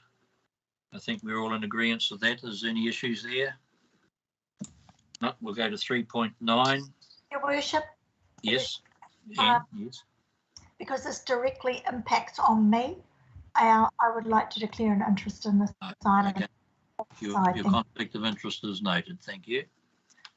Just for clarification, is the Yes. Deputy Mayor referring to 3.8? I beg your pardon? Thank you, Deputy Mayor Court. Right. You okay, Aisha? Yes, we can go on to 3.9. 3.9. All okay on that? I think it's all okay, Kelly, isn't it? Thank you. 3.10, the same thing. I think we discussed that and was all okay. 3.11, that Your we Worship, retained. there is a staff recommendation attached to 3.10 as well on I beg your page pardon. 27. Yes, and what, Yeah, and I'll what do you move. need? Happy Kelly's to moving. second. Rachel seconding. Do we have to go through the vote? I suppose we do. Yes, you do. Can we just all nod together? No. No, we can't. Okay. Sorry, Your Worship. Can we put the vote up, please? Yes, we I'm in can. favour. Away. Sorry, 1 second. Coming. Here we are. In Just confirming before you call my name that this is to leave it in the Kawakawa Māoriwa subdivision. It's all moving very fast. So this motion was to recognise that Maramaku and Waimeo, the feedback came back that they were communities of interest for the Kawakawa Māoriwa subdivision. So this is to amend the initial proposal to move the Maramaku and Waimeo areas or communities from the Russell Orpore subdivision into the Kawakawa Māoriwa subdivision. Okay. All right, so we're on 3.10. Can we have the vote up, please? Or do we need a mover and seconder on that, Aisha? We already did. Kelly and Rachel. Yes. Kelly and Rachel moved it. Thank you. Right, can we have the vote, please? I'm in favour. Councillor Court. In favour. Councillor Clendon. Aye. Councillor Collard. Aye. Councillor Foy. Aye. Councillor Radich. Is Matty still on, or has he left us? I think he might have left us. Councillor Smith. Aye. Councillor Stratford. Aye. Councillor Tepanier. Aye. Councillor Busich. Aye. Thank you. That's passed. 3.11. We retained the name of the Bay of Islands Whangaroa in regard to the subdivision. We all okay with that? Your Worship, I'd like to move that we retain the original name as per the staff recommendation.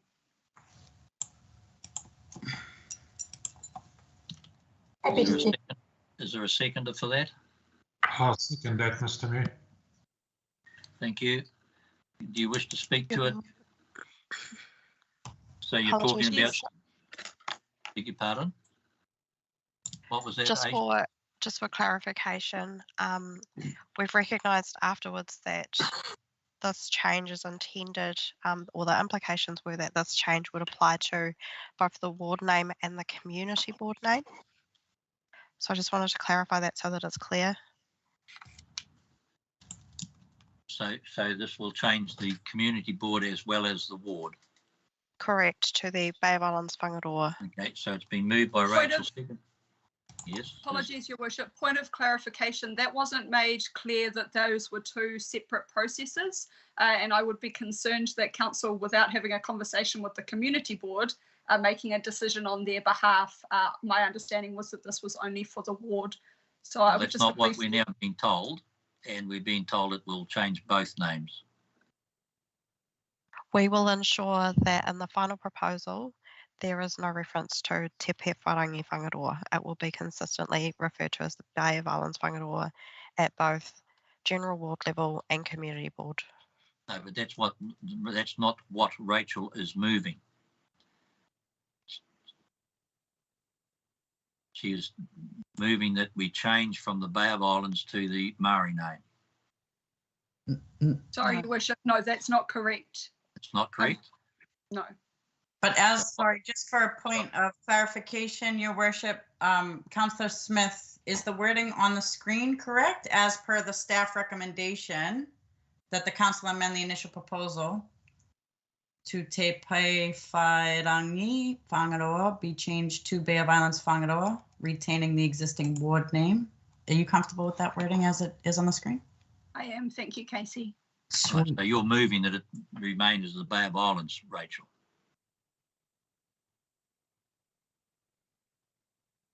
That's correct. Thank you, Your Worship.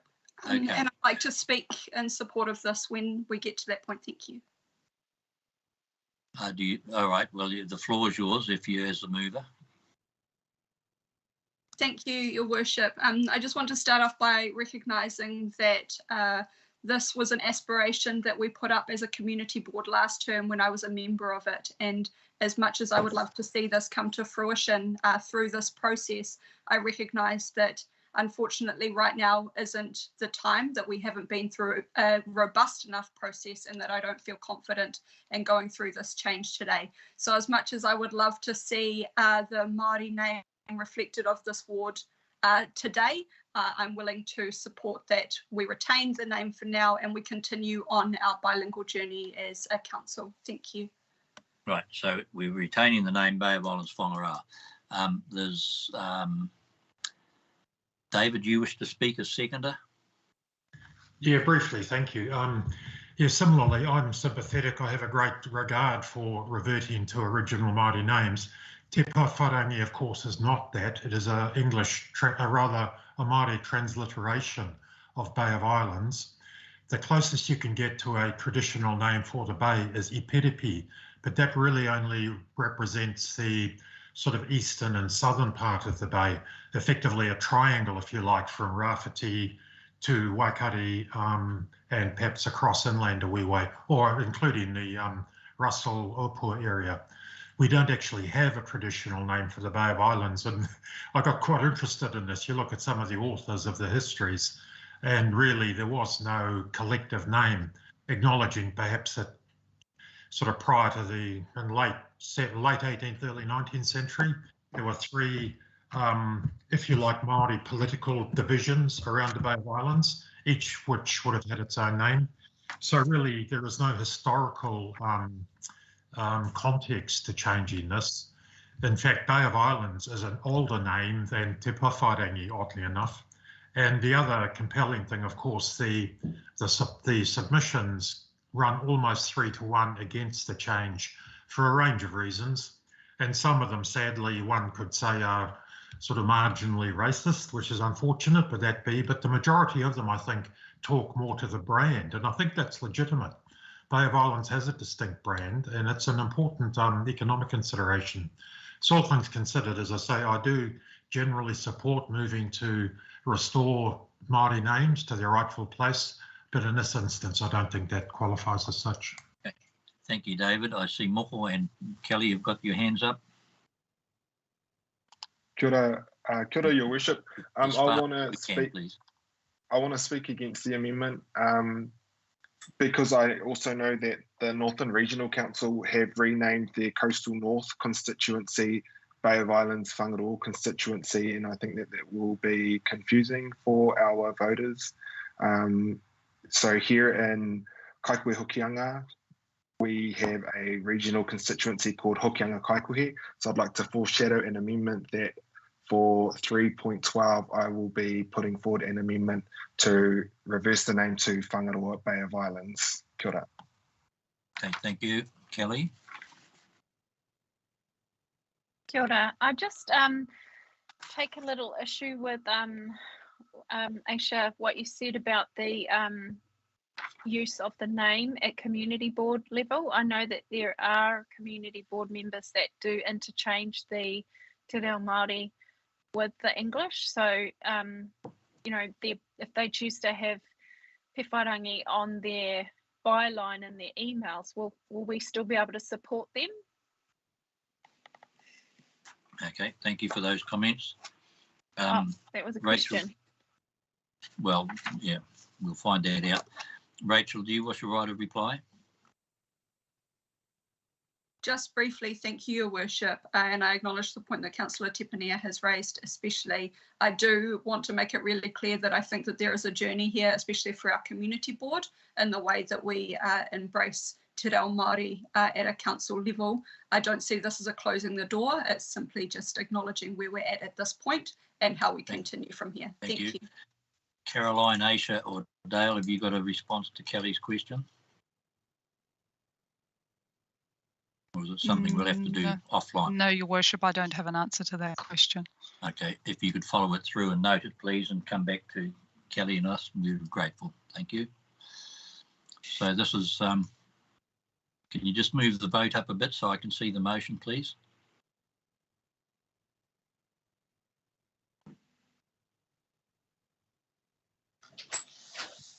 Right, so we're changing back to the Bay of Islands, Whangaroa. I'm in favour. Councillor Court? In favour. Councillor Clendon? Aye. Councillor Collard? In favour. Councillor Foy? Favour. Councillor Radich? Thank you. Councillor Smith? Support. Councillor Stratford? Support. Councillor Tepania? Against. Councillor Vucic? Okay, thank you. Can we go to 3.12, please? And Moko, you've signalled an amendment. Your Worship, yes. In the interests of time and energy levels, and given that that was a near unanimous resolution for 3.11, I will withdraw my amendment to change the community board to Whangaroa Bay of Islands. Okay.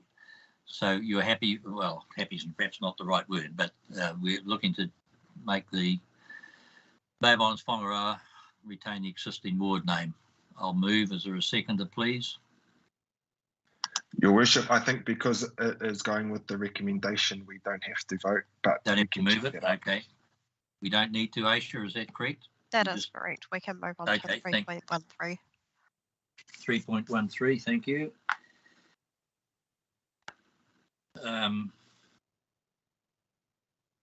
So we're happy with the recommendation 3.13? Thank you. I'll take that as affirmative. 3.14.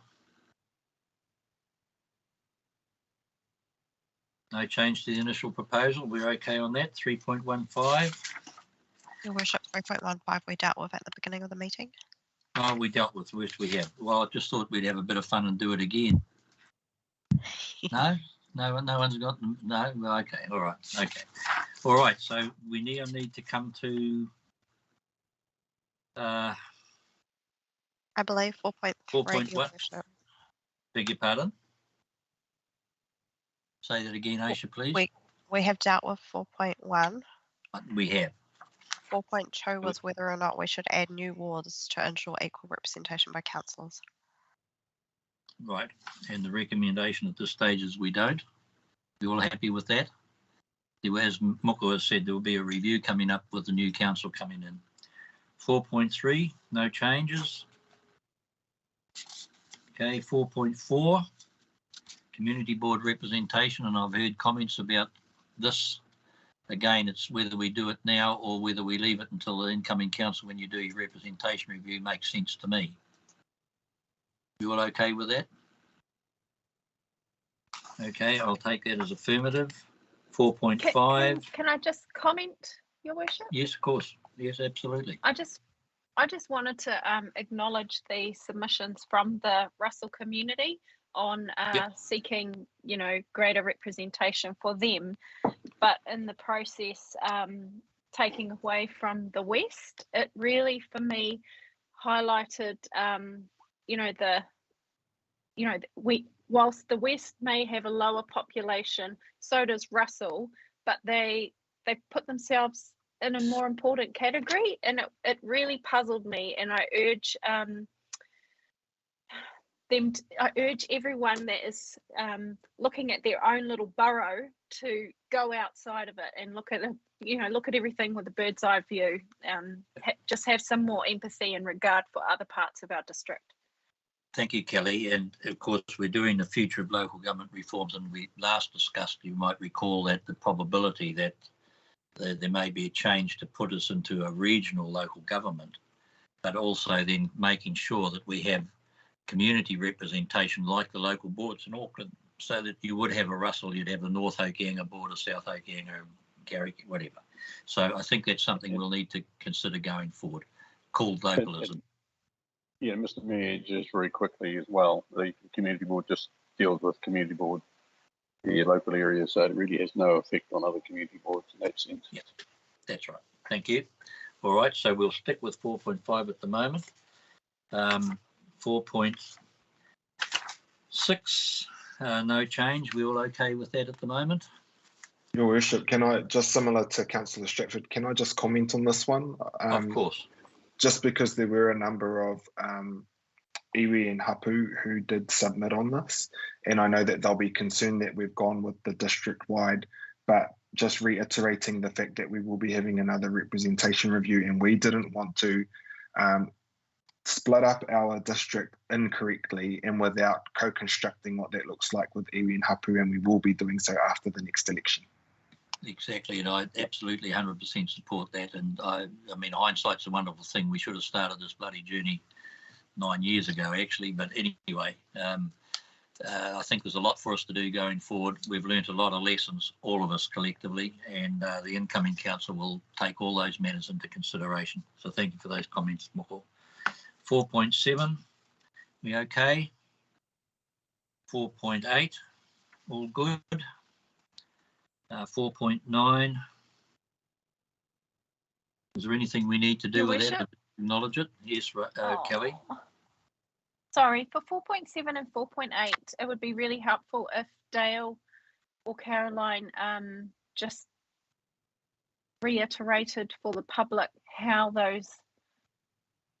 what numbers were used, because there were a number of submissions that raised questions about what figures we used and why. I think Dale can give us a quick update on that. Dale, you've repeated it before, you've told us before, you can just do it again for us. Thank you. Okay, we have to work under the Local Electoral Act, which requires us to use certain population statistics. We can either use the last census data, which is 2018, or the latest population estimates as provided by the Department of Statistics. It's common sense that we use the latest population estimates, and these were provided officially from the Department of Statistics, and the last known date, or the last available date, is at the 30th of June 2020, which is the statistics we have used. We cannot use number of electors, either general or Maori electors, in this exercise. We cannot. Thank you very much. I hope, Kelly, that those comments are helpful. Thank you. Okay, if we can go to 4.9, is there anything we need to do there, Aisha or Caroline or Dale? I think we're okay on that, are we? We are okay, yes. And 4.10, 4.10, same thing. 4.11, no changes. 4.12, 4.13. I just reiterate, as we've talked about, there needs to be serious consultation and discussion. And God bless you all. I'll be watching with great interest. It's going to be, it's really important. Thank you, Your Worship. I just wanted to reiterate that we had heard from some of our iwi leaders. Yes, we have. Hapu, and we were constrained. Like it would have been nice to have been able to get around to community halls and marae to have more face-to-face engagement. I had a number of phone calls while the representation review was was out for consultation, and I think we have to do this every 6 years by a certain date, and the pandemic, legislation giving us the rights to do things differently didn't cover this, unfortunately. Thank you. And you're right, Councillor Stratford. And of course, as I say, hindsight's a wonderful thing. We've learned some serious lessons out of this, or I certainly have. I think we all have, that we need to do far better with our consultation going forward. And of course, the other thing that did happen was that there was changes happening from a parliamentary level that were put onto local government as well, which also had an impact. But yeah, the more discussions we can have going forward, the better off we are. I mean, one of the things we've learned from the pandemic, like the business calls we have, like the discussions we have with the DPMC, all great step forward. Now, can someone remind me where we got up to? Aisha? 4.14, Your Worship. 4.14, oh yes, okay, no change for 4.14. I recognise, again, that'll be something that the new council will pick up. Okay, so that brings us to the end. Aisha, have you got your hand? I do, Your Worship. Yes, yep. Thank you. So councillors raised the question around Te Pē Wharangi Whangaroa community and the engagement that we undertook.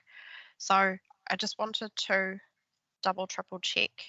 So in our initial proposal, we referred to the community board as Te Pē Wharangi Whangaroa community as well. So we had a Te Pē Wharangi Whangaroa general board and a Te Pē Wharangi Whangaroa community. One is our ward which the councillors are elected from, and the second is our community board. When we did our consultation, which I think was Councillor Smith's point, we only asked whether or not submitters supported the change to the general ward, not the community board name. So when considering the submissions, staff took that it was implied that the name change was not supported for either. So I want to just check whether or not that's the agreement that the councillors have come to as well, or whether or not the intent is to have a Bay of Islands Whangaroa General Board and a Te Pē Wharangi Whangaroa Community Board. I think it'll be part of the ongoing discussions, if I understand it. And Councillor Stratford had asked a question that we said we weren't able to answer, so I hope that answers your question. Thank you. All right, well, thank you. That brings us to the end of the agenda. And thank you all very, very much. I'm going to ask Moko to do a closing karakia for us. And but before I do that, I just want to say once again, thank you all very, very much for your participation. It's been a rather challenging afternoon from a chairman's perspective. But I think, having said that, we've worked well together. We've obviously frustrated one of our members who have left us early, but nevertheless, the opportunity was there to... Kelly? He's still here. Is Maddie still with us? He hasn't left the call. Oh, okay. All right. Well, anyway. Might be having a moi. Anyway, just thanks everybody for your participation, your input. Anne has made the point, and one of the reasons why she was keen to see more representation is that there's enormous workload coming up. It's been for the last while frantic, but it's going to, I don't know whether there's such a word as frantic occur, but Mook will be able to tell me whether I've got my English right or not. But anyway, we've got a hell of a lot of stuff coming up as we go forward. And so the more we can work together, a better understanding we have, the more homework we do, we're better off. I do think, I've got to say, I feel quite proud of where we've got to. We've worked hard as a team. I want to thank the staff, Carolyn, Aisha and Dale. thank you very much, Will, for your leadership that you've shown. Really appreciated that as well, and all the staff that have been involved. So thanks each and every one of you. And if I can turn the meeting to you, Moko, please, for a closing karakia. Thank you. Kia ora. Thank you, Mea Kara. And just to clarify, when I shook my head, it wasn't to say that I couldn't correct your English. It was to say your English was wrong in that instance. So, kia ora. I knew that. Okay. I am extremely happy to close this meeting with a karakia today, kia inui tātou. E pātukunu pai mai tō aroa ki runga I tēnei aka minenga tukuna tō aroha, mutunga kore ki runga I ngā te hunga katoa I konei I tēnei ahi pō, matamata reka me krito amini. And I just asked a blessing upon all of us this afternoon. Thank you. Thank you. And can I just say to everyone, thanks for your participation again. And I've got a next meeting to look forward to in 45 minutes. So